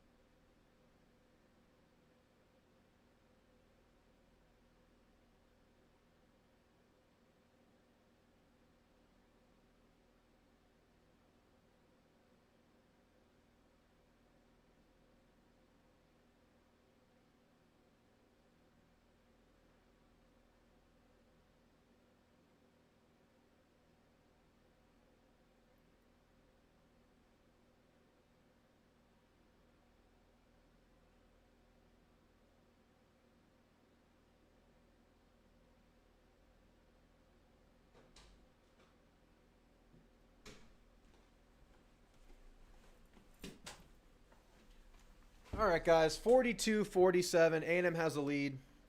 A&M 6-point favorites in this season opener versus UCF. Appreciate everybody for calling in. I'm going to close down the call-in room, and we're just going to watch the last 15 minutes of this basketball game. Call it a night. Thanks for being here. Like I said, it's a chill week on the channel. We have the bye week, and we have a huge end to the season coming up. So we're just going to take it easy tonight, watch some basketball. All right, call-in link is down. We're just focusing. I'm going to turn the commentators up. They can help me out.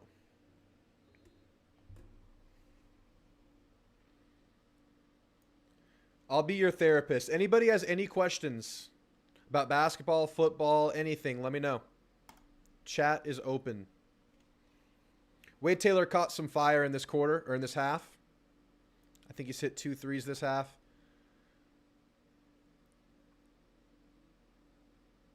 Payne looking good inside, hustling, but missed the layup. Their ball off of us. That's just brutal. That's just brutal, Jeb. You had to watch the Aggies lose in East Austin. You did it to yourself, man. You did it to yourself.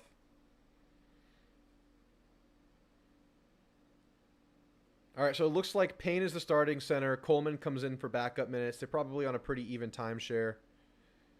Coleman's a really good Aggie, man. He supports every other sport program. He was at the baseball game in Aggie Alley when Caden Kent hit the Grand Slam versus Oregon. He was out there going crazy.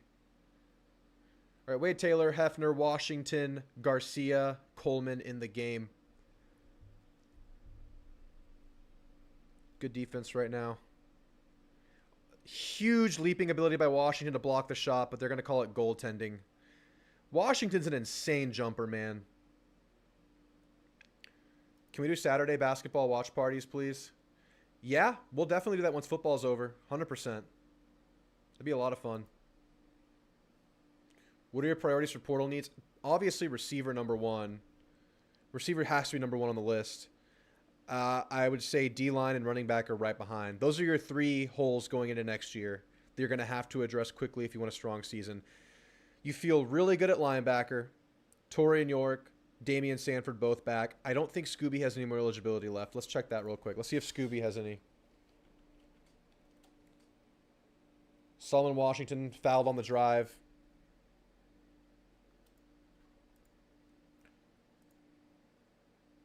Scooby Williams, eligibility. Scooby Williams has eligibility. Scooby Williams will probably be back next year. So you have your whole linebacker rotation coming back next year, minus maybe DeShields. And you still have some young guys, Jernigan and Lockhart, who look really promising in limited time. But you have to hit the receiver, man. You got to get some game-changing threats. You need to have some deep threats. You need to be able to stretch the field with the receiver group, which you just can't do right now. All right, 3-point game. Same 5 for A&M. UCF on a driving kick out of bounds.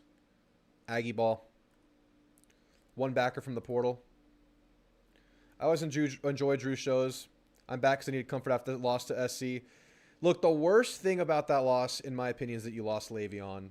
I think very much an anomaly of a defensive performance that you've had twice on the year. So not that much of an anomaly. But the same thing in the Notre Dame game. You took bad tackling angles, bad run fits on defense, bad tackling on defense. You got to fix that, and that cannot come back up again this year. But you have everything to play for. Everything is there for you. What's our O-line look like next year? I think everyone but maybe Crownover's back. Let me check Demetrius. I don't know if Trey Zune will go pro. I don't think he will. No, Crownover's back. I think everybody has eligibility to come back next year on offensive line. Let's check our Majay Reed Adams. You think Zune goes pro? I haven't seen Zune get much pro hype. He could, though. Armage comes back. If Zune goes pro, you're just going to slide either Crownover or Fathery over to the other tackle, and you'll have 2 experienced tackles. Oh, we just got a wedgie in the game. Check it out. We got a wedgie. Look at that. It's a wedgie. I can handle the loss if we didn't lose Moss. Just brutal, man. It just makes it feel it makes it linger. But like I said, I couldn't be more excited for Amari to showcase himself, but you can't. It obviously is bad for the team. Obviously. Cronover's a redshirt junior. Yep. Adams is a junior. Yep. You think Zune should be a first rounder? Look, good for him if he can, but I think he should probably come back. But he has been solid on the year. You're right. Trey Zune, NFL draft. Yeah, you can also drop bags for people to stay. That's right. That's right, Noble.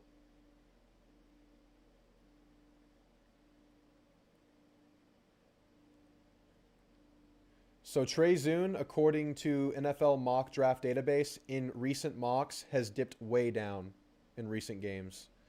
He started as a top 150 prospect. He's now close to a top 300 prospect. So I don't know how believable that is or what that means. Who's our best offensive player right now? Probably Trey Zune. Then probably Armaj Reed Adams. Then probably Chase Basantis, O-line. You got to throw Amari Daniels in there. Got to throw Marcel Reed in there. Then maybe tight ends in the blocking realm have been pretty good, but they're not really getting productive passing. Offense is not consistent at all without a strong running game. Jabri Barber. Yeah, we can't sleep on Jabri. He's really been coming on. Even in this loss, Jabri had some really, really good moments. Always open. Short stuff, though. Slot threat, not a deep ball threat. You're just not stretching the field.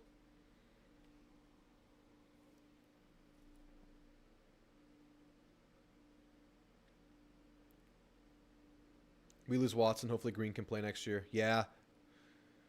I hope Green can find his way back. It's obviously not happening this year. All right, A&M's ball. Up 3 in the game.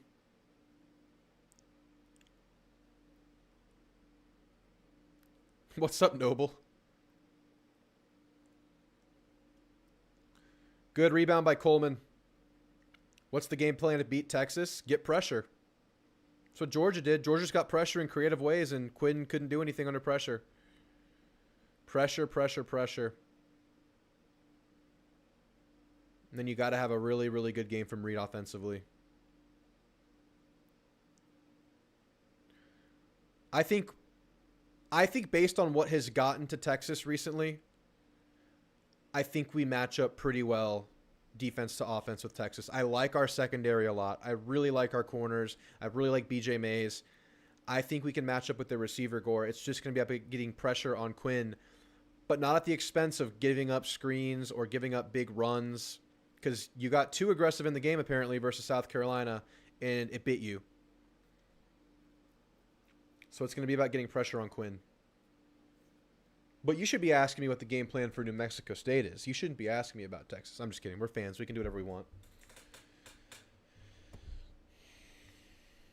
Game plans to rattle Quinn Ewers early and get the running game going. Exactly. Georgia's offense looks stagnant at times. Yeah. I mean, he threw 3 picks versus Florida. Yeah, Kelly said it right. Pressure on Quinn. Georgia doesn't really have a good receiver core. Yeah, they really don't. Nothing too special. I hope you think about what the LSU game was. That the hype for that game, the atmosphere, just how big that moment was. It's gonna be shattered by the Texas game, especially if we both went out into that game. I think we can. I think we should. Elko seems very confident that this team's ability to bounce back from what happened. He seemed extremely confident in it. He seemed unwavering in his confidence in his presser today. Maybe a coach has to do that, but he doesn't blow smoke.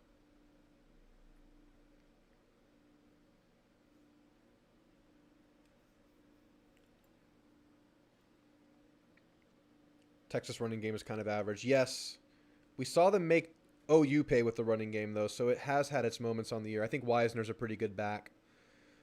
But as long as we're not doing what we were doing versus South Carolina and Notre Dame, we should be able to handle it. Are you going to go to the game? Are you going to drop your entire life savings to go to the game, Jeb? I stupidly did on Afterpay. It's not stupid. I have to be there. There's no two ways about it. I can't be anywhere else on planet Earth that night. It's too important. It seems like that game is going to have a playoff berth on the line.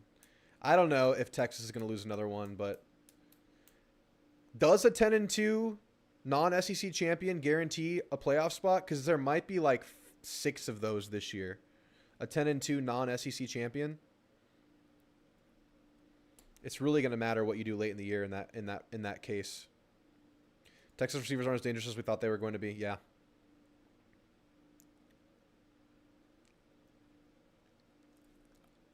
I think Texas has some really, really good stuff on defense. I think South Carolina might be better. I think Texas is the real deal on defense, though. But I do think South Carolina is just a much better pass rush team. Texas is good, though. I don't want to take anything away from that defense. Their secondary has performed a lot better than expected. All right. A&M has the lead, 46-39. Just got the ball off a missed shot. Wilcher in the game, number 10, the transfer from Nebraska. Coleman and Garcia battling for rebounds. Get the ball back, tipped out of bounds. A&M ball. That would be so much fun, Kelly. A&M versus Tennessee championship game. That would just be good feelings, good vibes. I don't feel like there's a team we can't beat, though. Even Georgia has shown vulnerability. Texas has shown vulnerability. Tennessee has been very inconsistent. There's not a team I just want to. I can say I just don't want to face them.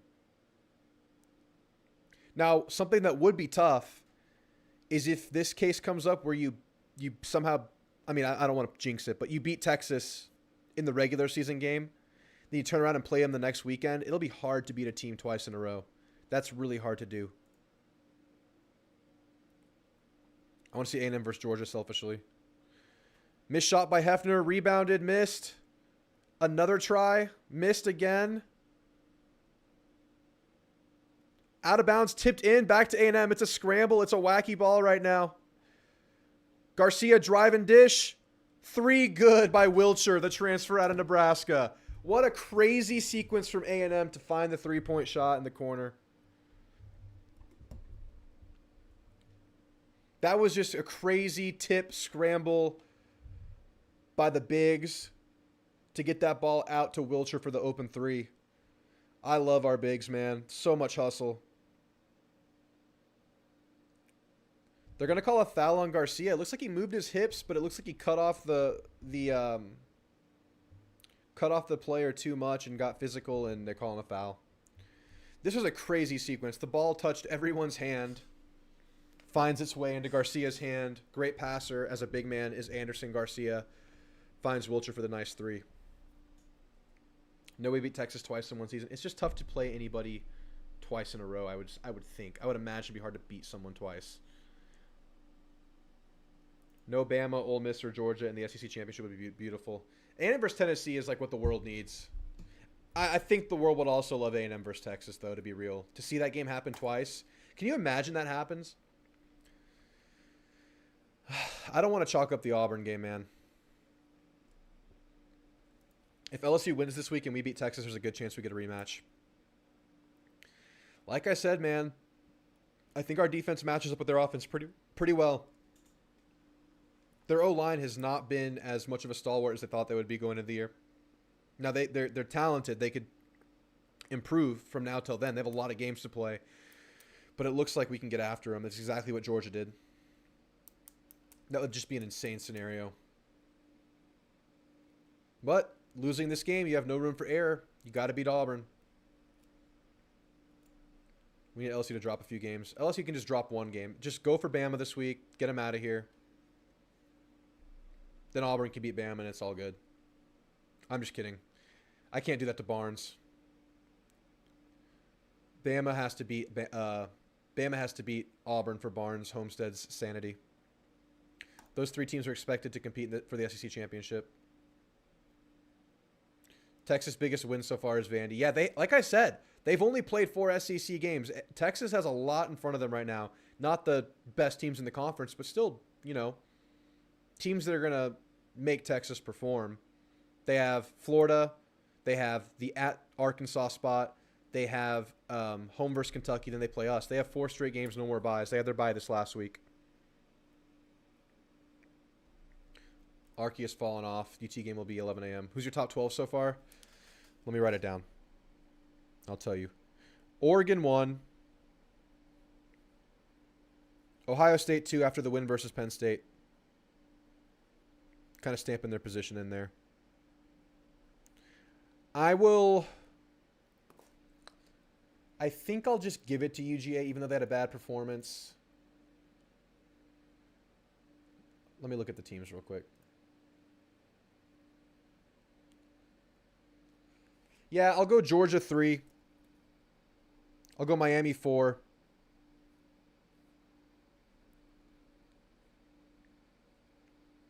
I'll go Indiana 5. I'm not crazy. I'm going Indiana 5.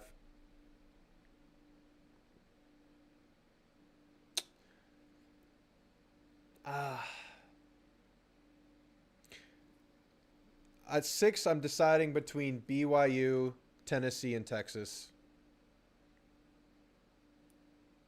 I'll say Tennessee has the best wins in there. I'll go Tennessee 6. I'll go Texas 7. I'll go BYU 8.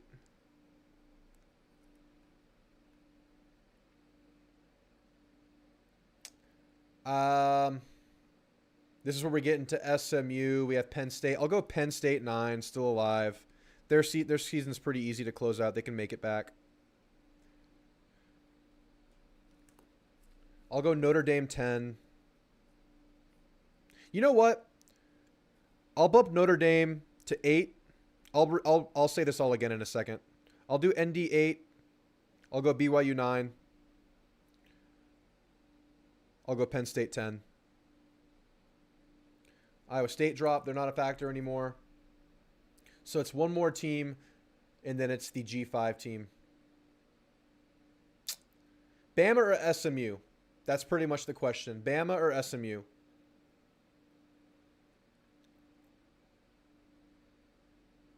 No, I don't know if Bama's really... It doesn't have to be that easy. It could be A&M. It could be A&M, Bama, or SMU at 11. I'll go bias. I'll go A&M 11. And then I'll go Boise State 12. I think it's really tough to pick 11 right now. I'll go Boise State 12. Iowa State was a factor. They dropped out. Ole Miss is trying to scrape their way back in. I think A&M has better wins than Ole Miss. Clemson fell out. Yeah, it's A&M, SMU, or Alabama fighting for that 11 spot. So I'll go Oregon 1, Ohio State 2, Georgia 3, Miami 4, Indiana 5, Tennessee 6, Texas 7, Notre Dame 8, BYU 9, Penn State 10, A&M, Bama, or SMU 11. I'll go A&M for my bias. Boise State 12. We okay with that?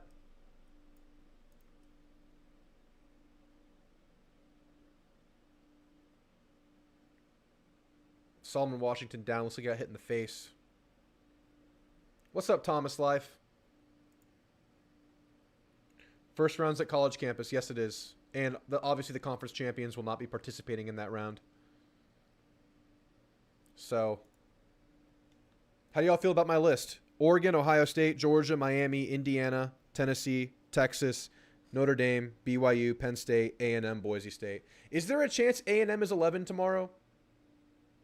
Or 12 even? I guess the rankings don't really matter because they're just going to throw the 12th team, the 12th spot to the G5 school. Is there a chance A&M's in the field tomorrow, coming off a loss? Would they put Bama over A&M? I don't know. I think A&M has a couple of solid wins. Indiana does play Ohio State. It's going to be huge.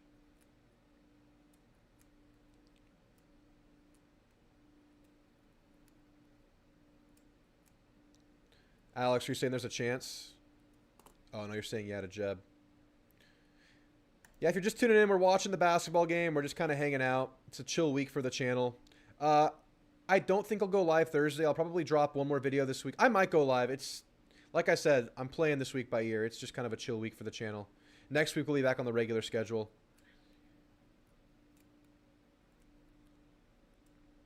All right, UCF ball. A&M winning 49-41. Great spin move layup.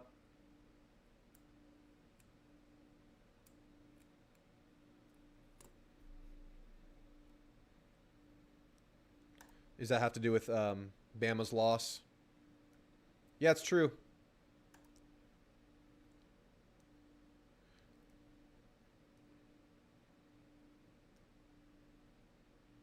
I feel like the I mean, South Carolina is rated pretty high on some FPI kind of stuff.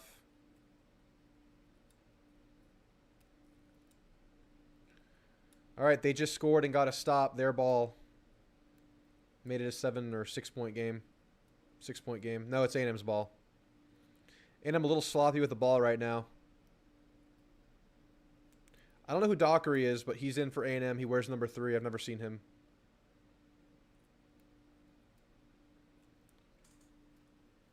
UCF fouled, shooting 2. Vandy hype is slowly fizzling out. They got the win on the road versus Auburn. Easiest bet of the year. Vandy +8 in that game. So I think where I was just kind of jostling between SMU, Bama, and A&M for 11, I think 2 of those teams will be in the top 12 tomorrow. I don't think Boise State will be in the top 12, although Boise State will be a playoff team if it ended right now because they would get the G5 slot. So I think there's room for A&M to be in the top 12 tomorrow. I figured the college football playoff would, give A&M a little bit more love than the AP's been giving A&M because of poll friction over there in what's already been established in that poll. But coming off of a loss, there's a chance we're still 15. You got Indiana beating Ohio State. It's a good pick. I think that's next weekend.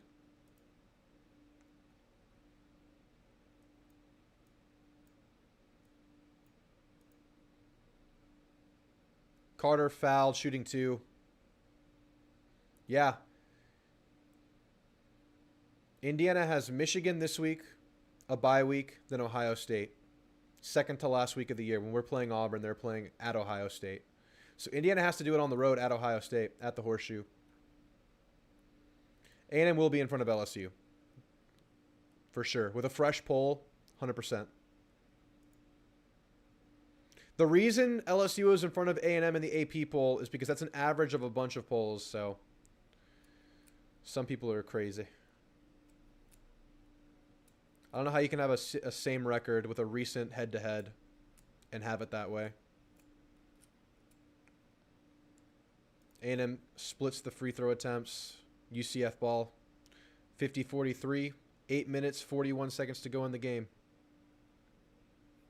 It's at LSU. I think if I were betting, I would take LSU in the game. I think we're going for Bama, though, right, guys? Or do we go for LSU to beef up A&M's win?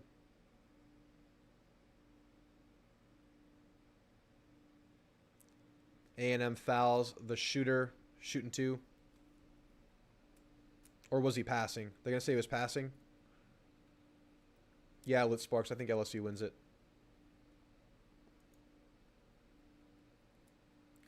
Against Bama's secondary, I think LSU can find some success with Nuss, the gunslinger. They're going to say non-shooting foul. UCF side out.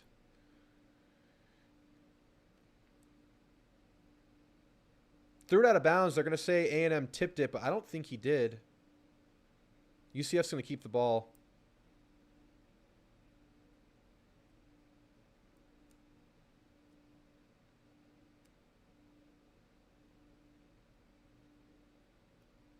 Anderson Garcia defending the point guard. He's in the shoot. Deep 3 missed. A&M rebounds. Coleman with the board. Wade Taylor bringing the ball up.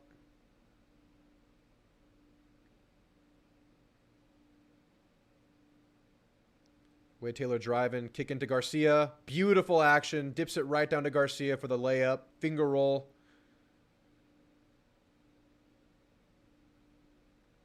They're going to call another foul.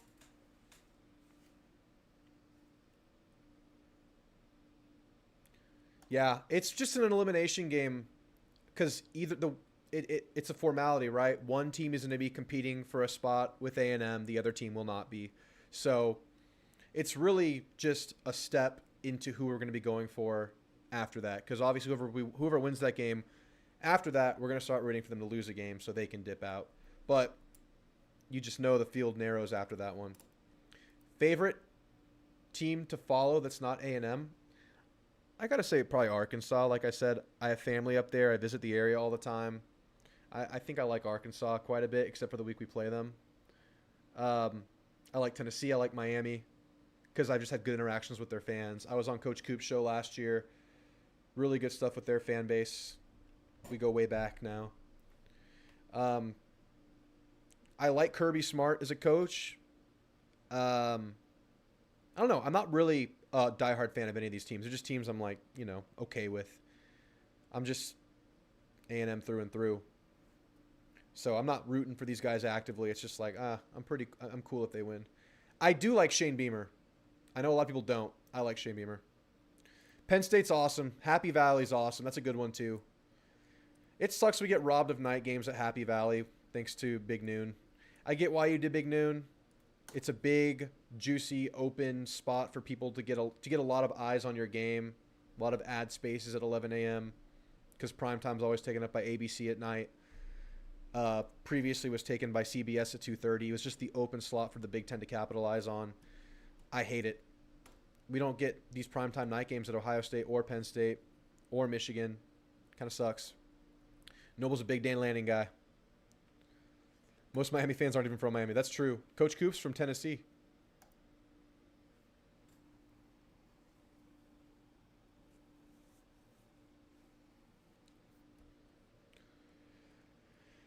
All right, about 6 minutes left in this game. Let's start the season with a W against a team that some people think can contend for the Big 12.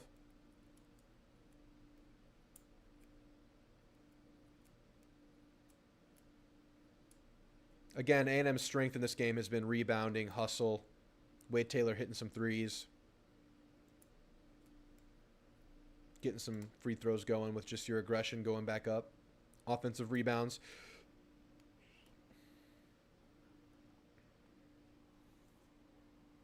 We got John Jones versus Stipe Miocic next weekend. I'll be watching. All right, 7:45 left in the game, 52-43 A&M.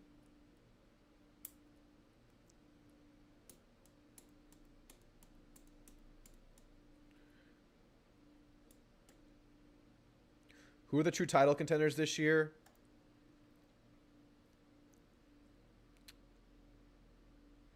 I really think anyone in the top 12 could get it done. I really think everyone contending could probably get it done right now. I think Oregon would be the clear favorite right now, and then Ohio State second. But then beyond that, I think it's pretty wide-ass open, to be honest.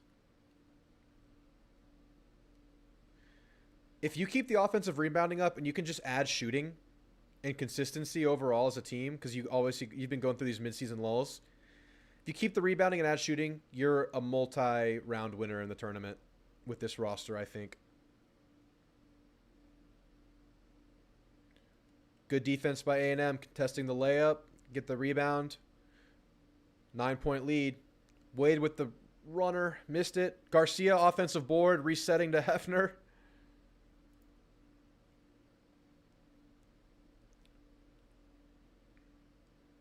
Wade Taylor being covered by a big right now. Going to isolate.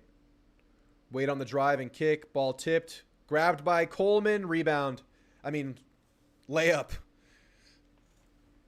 I want to say like touchdown, interception, turnover, like I'm watching football because that's all we do on this channel. They're calling a bunch of fouls on their drives. Non-shooting foul called on Hefner. 54-43 A&M. I don't know anything about the ULM coach.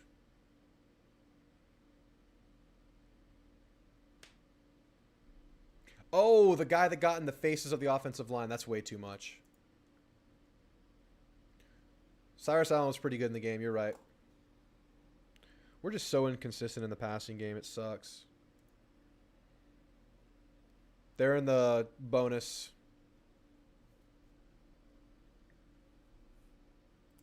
Made the first one. Going to shoot the second. He goes 2 for 2. Back to a 9-point lead for A&M.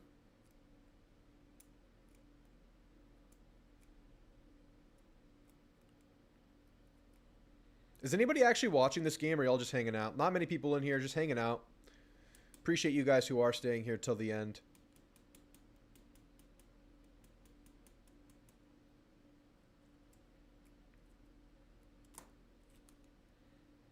Wade Taylor bringing it up. Screen by Coleman. Takes a shot. Gets tipped out of his hand. They're on a fast break.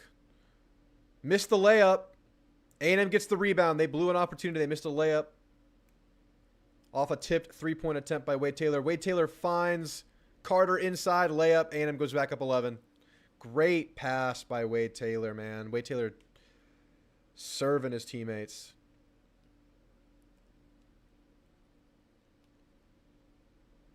Another foul.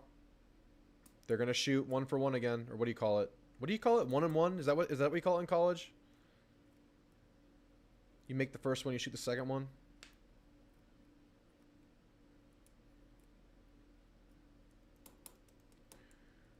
All right, Wade Taylor going to the bench. Let's see how we handle the Wade Taylor on the bench minutes.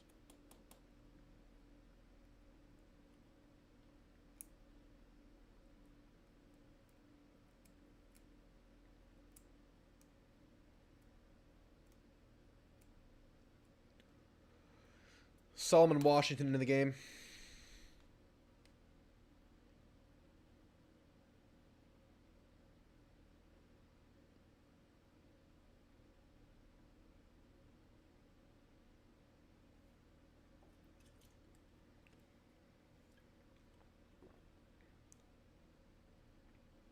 Rod Dockery, a new player who I'm not familiar with in the game. I'm going to try to go to a game for sure, Noble. Definitely on the list. I want to go to a basketball game too. I like to go to one of each, at least. Lit Sparks, if I'm ahead of you, just pause me till I'm caught up with you. Until we're equal, then hit play. Are you going to boost Schloss in his own stadium? A&M drives, tipped out of his hand, saved, resetting. 7 seconds on the shot clock. Solomon Washington on a drive, out of control, loses the ball. Picked up by A&M, just throws up a desperation shot, misses it. UCF ball. Give it to him, Noble.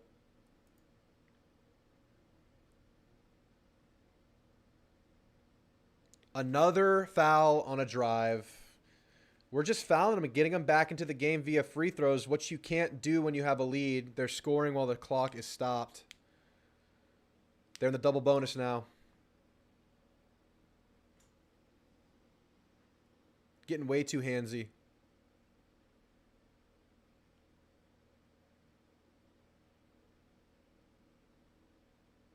Makes the first one.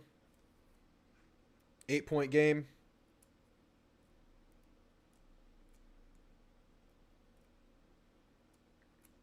Obaski going into the game.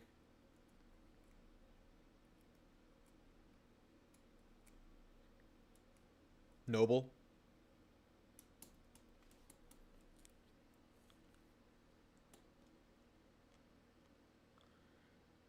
How do we win the Natty this year? Lay it out for me. I really think it's going to take a Marcel Reed masterclass for that to happen. Look, man, we scored 20 points against South Carolina. I think they probably have a better defense than Texas, but it's not going to be that much better. Texas has a really good defense. You're going to have to find offense against Texas.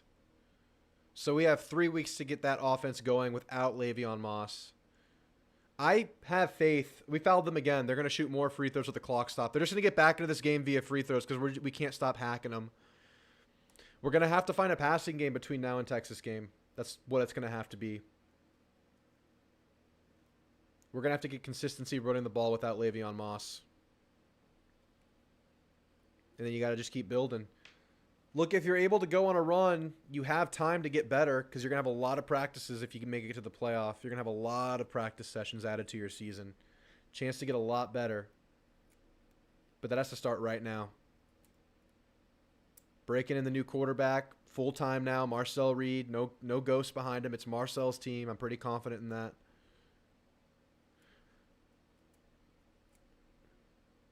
You got to find open receivers. You got to find a way to get receivers open. You got to stretch the field somehow. Obaski in the game, bringing the ball up for A&M. I like 2 buys. I like having 2 buys, Noble. I like that we get our 2 buys equally spaced late in the year. Taylor with a deep 3 makes it. 6 feet off the 3-point line. Wade Taylor splashes a 3, extends the lead to 9. Timeout UCF. Huge, just nasty three by Wade Taylor. 5 minutes left in the game. Logo three. Literally a logo three. His foot was on the UCF logo in the middle of the field. Shoots the three. Drains it.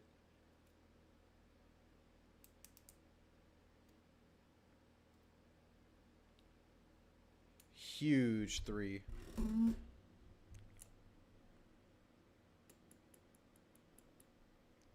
Wade Taylor with an early start for his SEC Player of the Year campaign.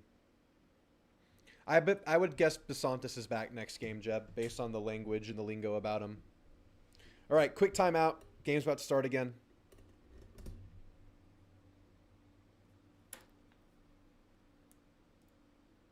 Wade Taylor's a beast.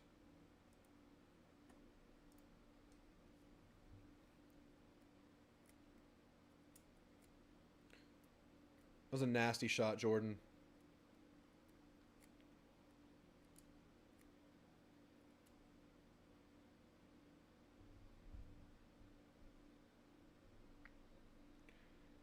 Payne back in the game at center for A&M. Washington in the game. Wade Taylor. And Obaseki. He contested the three. Dribbled right past him. Hit a mid-range shot. Gets the lead back to 7.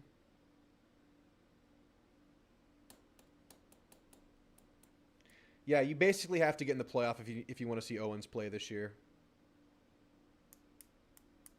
But even then, I would imagine it's a ramp up in its limited capacity, especially initially. Payne just attacking from the three-point line and kind of a post-up, really deep post-up. Drives all the way, gets the foul, going to the line.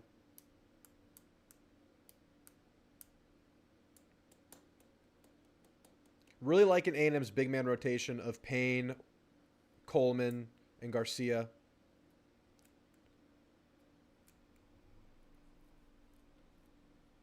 A lot of hustle in this team.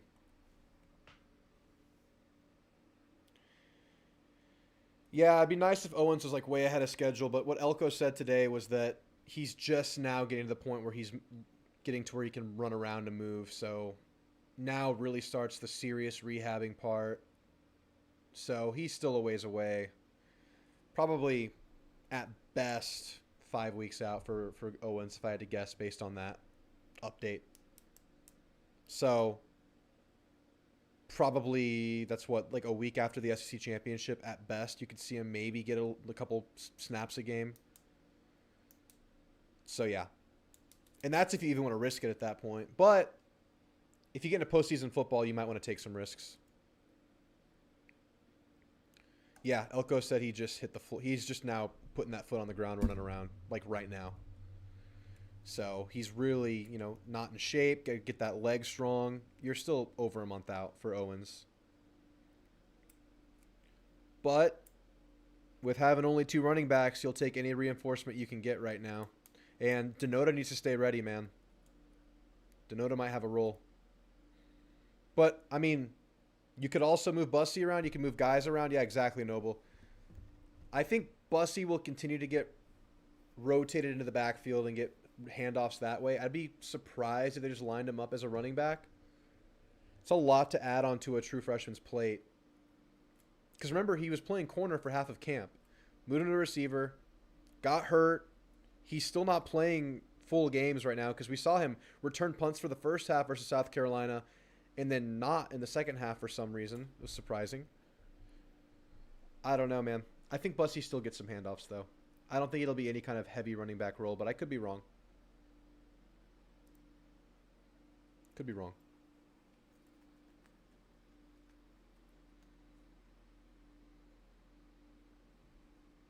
Yeah, we're desperate, though. Yeah, that's right. That's why I'll leave, like, a certain bit of wiggle room there. I would guess not, but they are desperate. There's always a chance.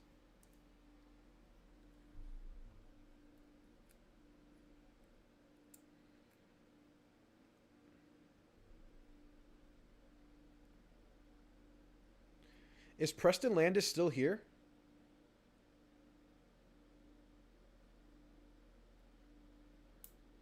I'll play. What is a 6'2", 250, 30-year-old man who sits on a couch play on offense? Short yardage back, fullback?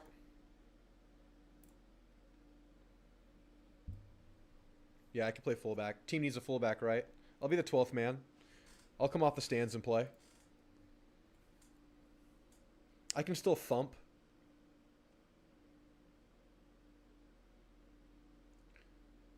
I can get out there and get scrappy and get in players' heads.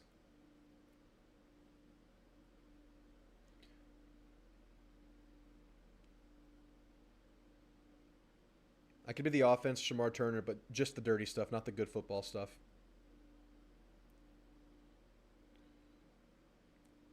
Good defense by A&M. They're going to call another foul.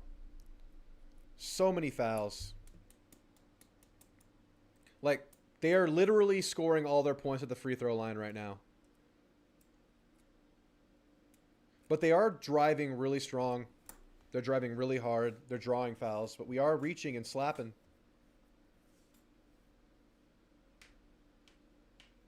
But that is their offense right now.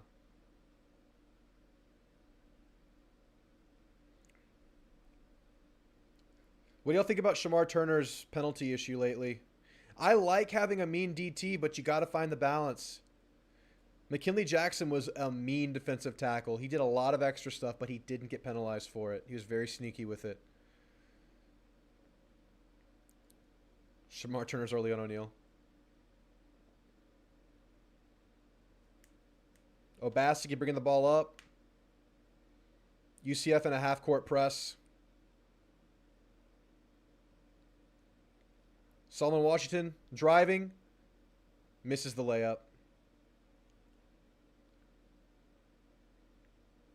Drive-in kick for UCF. Defended the threes well.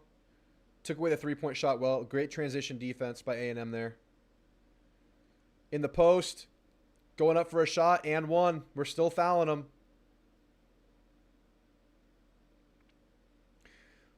Players I had classes with when I was in school, Kingsley Kiki. Kendrick Rogers must have had a class right next to me because I saw him almost every day, but I was never in the classroom with him. And then there was this one basketball player. He was like a backup big. Maybe someone knows his name. Lankier black guy. Wasn't a starter. Played a lot. Same team as Alex Caruso. I don't remember his name, but I had a class with him too.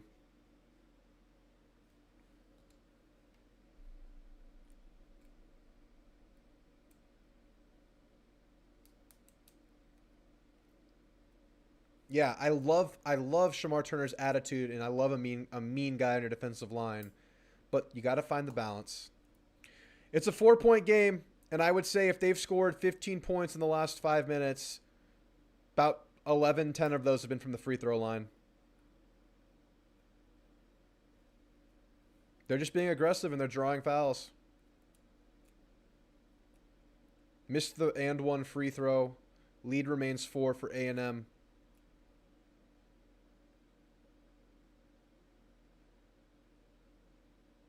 Wade Taylor bringing it up.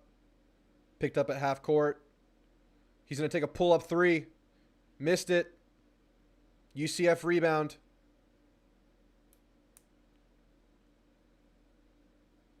Very physical game.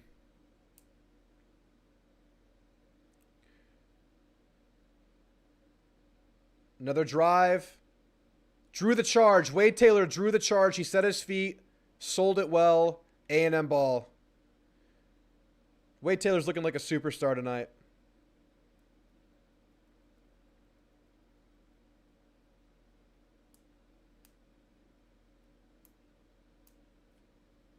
Nice.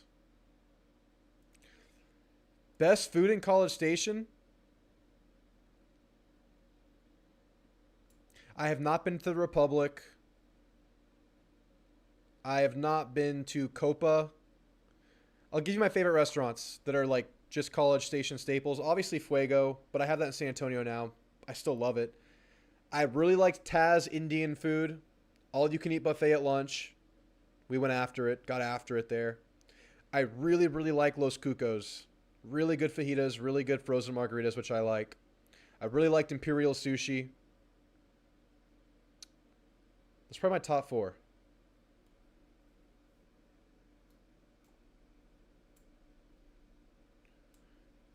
A&M up 4. 2 minutes in the game. Lost the ball. Taylor bobbled it. Got to be a foul on UCF. He dove for the ball on the ground. He just trucked Wade Taylor out of the way. All right, A&M is shooting free throws. They're in the bonus too. Wade Taylor just lost the ball. No one touched it. It just slipped out of his hand.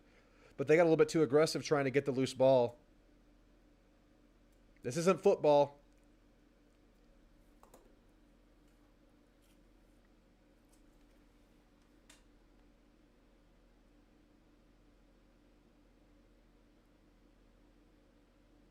I really need to try the Republic. Missed the first free throw.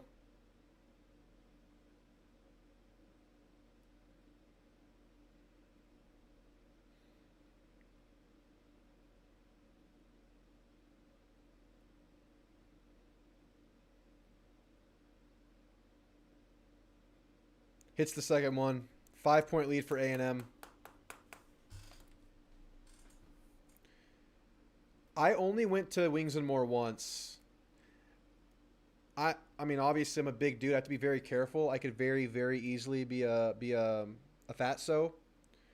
So I tried to eat as healthy as I could during the week, and I ate out a lot. So I would do a lot of, Freebirds, grilled Chick-fil-A, fajitas. I would try to keep it protein based. I was hardcore into the gym when I was a student. So I didn't go to Wings and More too much.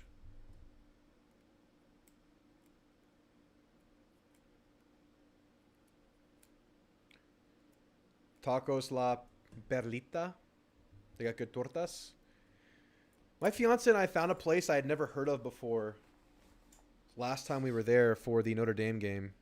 Or last time we spent the weekend there. Last game I went to was the Mizzou game, though. I went and ate a victory meal at Los Cucos afterwards. It was me by myself at the bar, a margarita, a Miller Lite, a plate of fajitas, a victory, and a wall of college football in front of me. All right, 3-point lead. And I'm trying to close this thing out under 2 minutes in the game. Wade Taylor bringing the ball up. Blocked shot.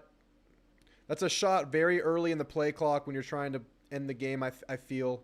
I feel like you want longer possessions where you move the ball around right now, but I ain't no coach. Corner 3 for UCF. Missed it. Put back dunk for UCF. 1-point game.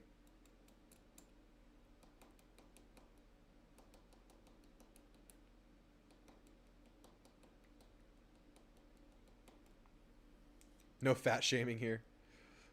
Nothing wrong with it. Timeout A&M.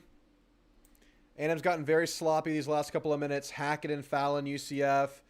Quick offensive possessions leading to nowhere. Your 11-point lead has dwindled down to 1 with 1:18 left in the game. Is Chimmy's good? I've only ever had margaritas from Chimmy's. Did Chimmy's have good food?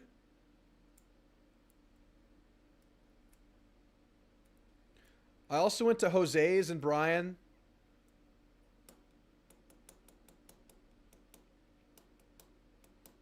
I had other spots that I'm just blanking on right now.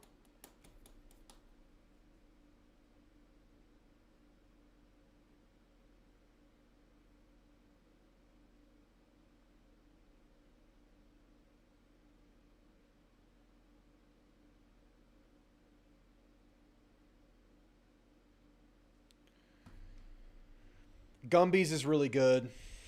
Gumby's is really freaking good. Food is adequate. Margs are elite. Guys, you got to get the Margs at Los Cucos, man. There's only like 3 Los Cucos in the world. There's one in College Station. They just closed the one in New Braunfels. There's actually 2 in College Station and 1 in Seguin. I think that's it. No, there's one like in Waco maybe. There's only a few Los Cucos. This building is rocking, man.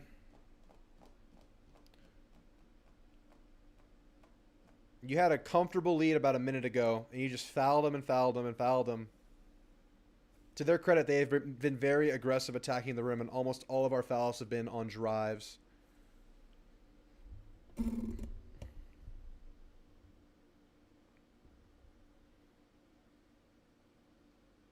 There are Los Cucos in Katy and West Houston? Okay. There's not one in San Antonio, which kind of makes it better because I can only go on occasion. I really freaking like it.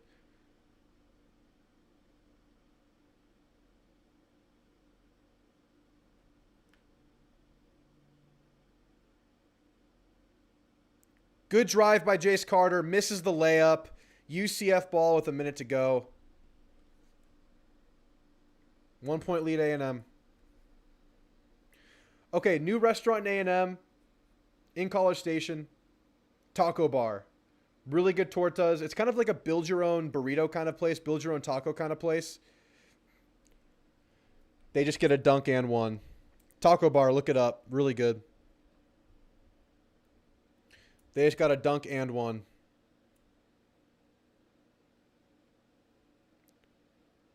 Drive and a beautiful dish around the body of Jace Carter. They dunk it on us, get the foul and one. Chance to go up 2 in the game.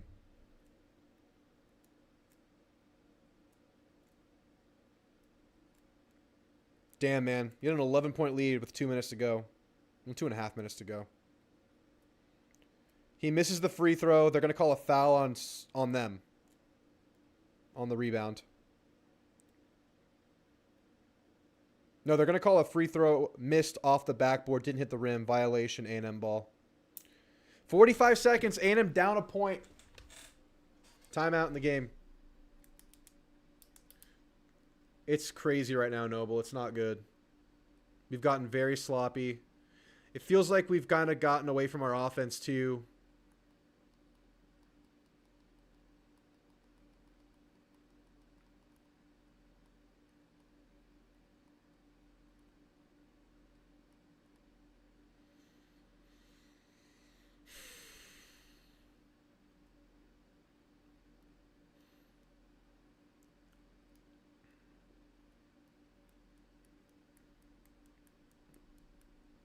Favorite college town outside of College Station?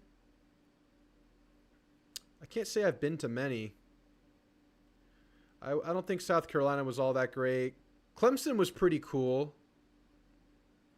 I've been to Fayetteville on game weekends. Pretty cool. I can't say I've been blown away by that one. I guess I'll go Clemson.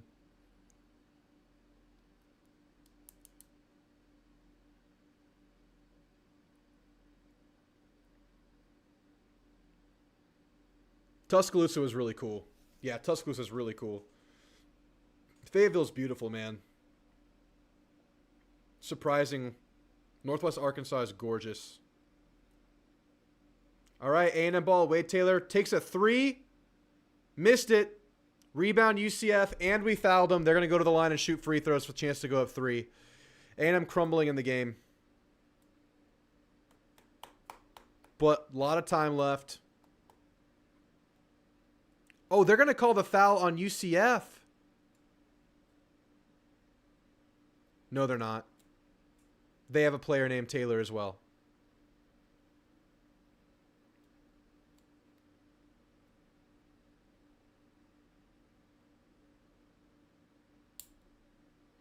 Their student section is absolutely rocking.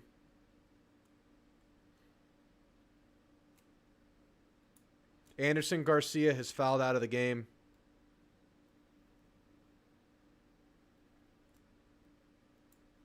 Just this whole last 5 minutes of the game, it feels like we're not moving the ball around. It feels like we're taking rushed possessions offensively. We're hacking them on defense. It just seems like we try to kind of waited for this game to end instead of keep playing our game through the stretch of this game.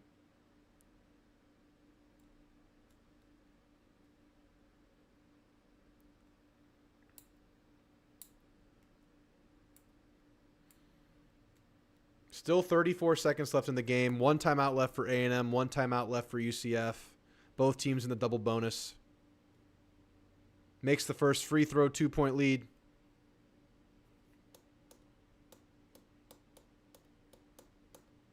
This sucks, man.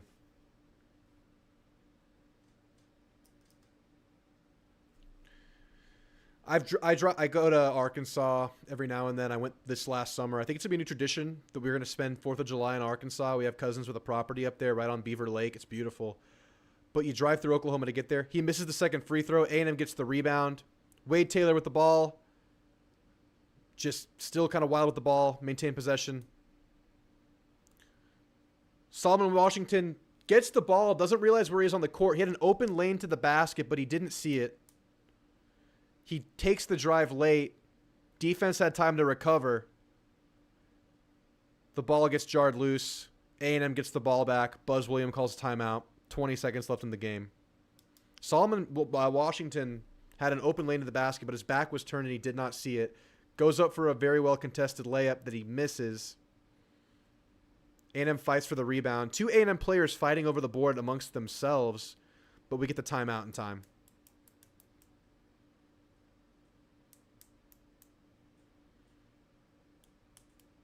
Yeah, I heard there's not much in Norman. I am interested in going to a game there, though, whenever we end up playing there.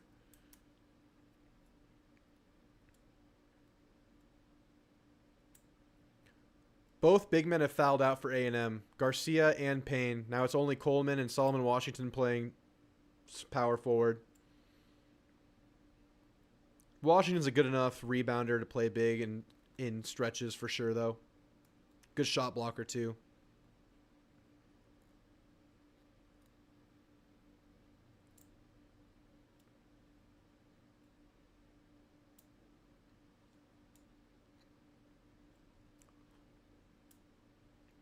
And then we'll get the ball back with 19 seconds on the shot clock, 20 seconds in the game. Obviously, you just want to score as quickly as possible. But you don't have to rush it. Just get into a set, run it, get your best possible look. Don't worry about going fast. Don't worry about going too slow. Just get your best possible look right now. What I don't want to see is just a chunked three. But that can work with Wade Taylor.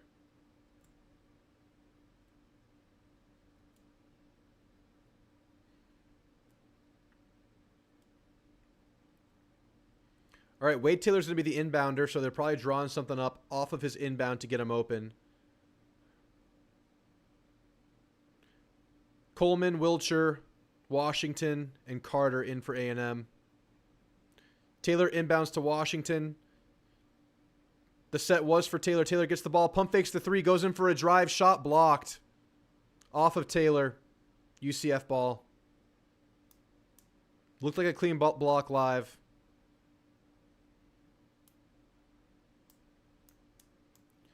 Yeah, Taylor inbounded it. They set double screen for him. He got open for a three. They covered the three. He pump faked, went in for a drive, got blocked. No, this is the first regular season game, Jeb. So 15 seconds left in the game. Go for the steal, but don't take too long to foul right now. You want to get into a fouling match now. But you have time to go for a...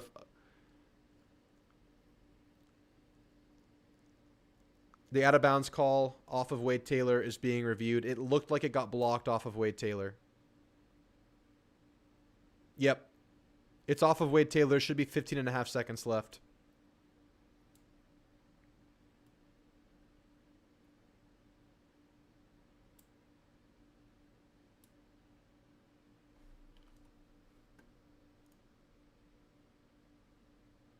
The problem with the lineup they're running right now is you don't have a lot of shooters around Taylor. A lot of players playing close to the basket, and the paint is just totally clogged.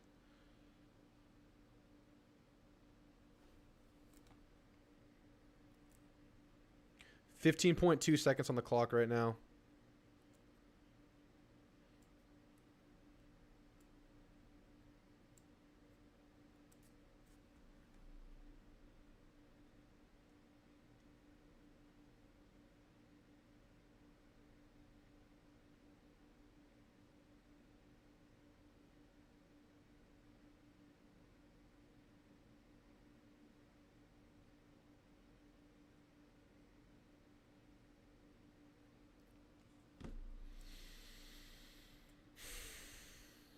Bronny's in the league.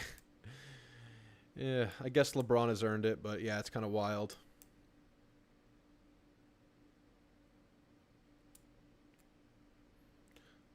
LeBron's just on a victory tour. I don't think the Lakers are a serious threat. I don't think they have enough pieces around him and AD.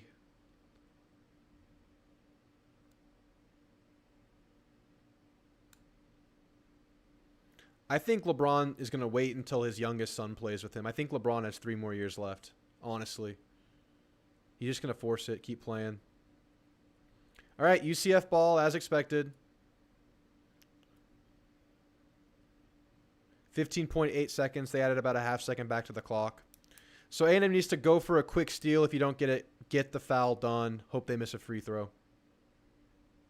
Full court press.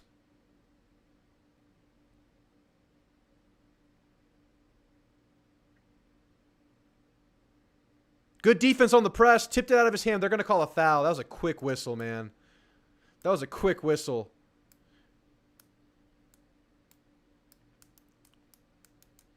Spurs look really good the last couple of games, Jeb. They got to play tonight at 9:30 in LA. I'll be watching. Yeah, you can look at it as if it was a quick foul, but I thought he tipped the ball. I didn't see a foul, but they're not showing replays. Mavs got Klay Thompson. Your bigs are looking good. I really like Lively.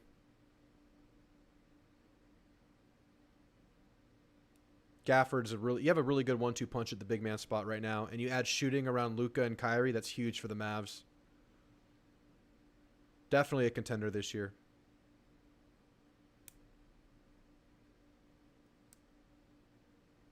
If I had to pick a team from the West right now, definitely call. It's either y'all or Denver. But of course, Boston could repeat. 3-point lead. Get the ball downfield, up the court quickly. Hefner takes a 3. Misses it. Got to take another one. Wade Taylor, desperation corner 3. Missed. One more shot. He missed it. A&M loses the game. You had 3 shots you could have taken to tie that game up. A&M blows an 11-point lead with about just under 3 minutes to go in the game by way of fouls, free throws, stopping the clock, letting the team get back in it. Got out of your offensive flow, had nothing going. Blew a game. Rough way to start the year, man. They're storming the court.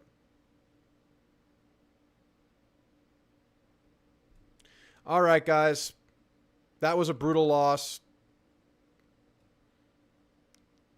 If I'm going back into the film room, I'm saying, guys, we were getting one and done possessions on offense down the stretch. We weren't getting into our game. We were taking rush shots. We were playing with our hands in their breadbasket defensively. Keep your hands up, move your hips. Just sloppy play in the last 5 minutes, man. And I know this is a hustle team with the instincts to make defensive stops, get your hands on balls. Got to be more disciplined, man. 2 field stormings. You know what, though? That means we're doing something right. If we're worthy of being field stormed twice, we're doing something right. Feels bad to lose, though. All right, guys. Y'all have a great night. This was fun. We'll do more of these, especially when football's over. Just wanted to get the first game of the year in the live stream. Unfortunately, ended in a loss. Y'all drop a like and a sub on the way out. I'll see you guys soon. Later.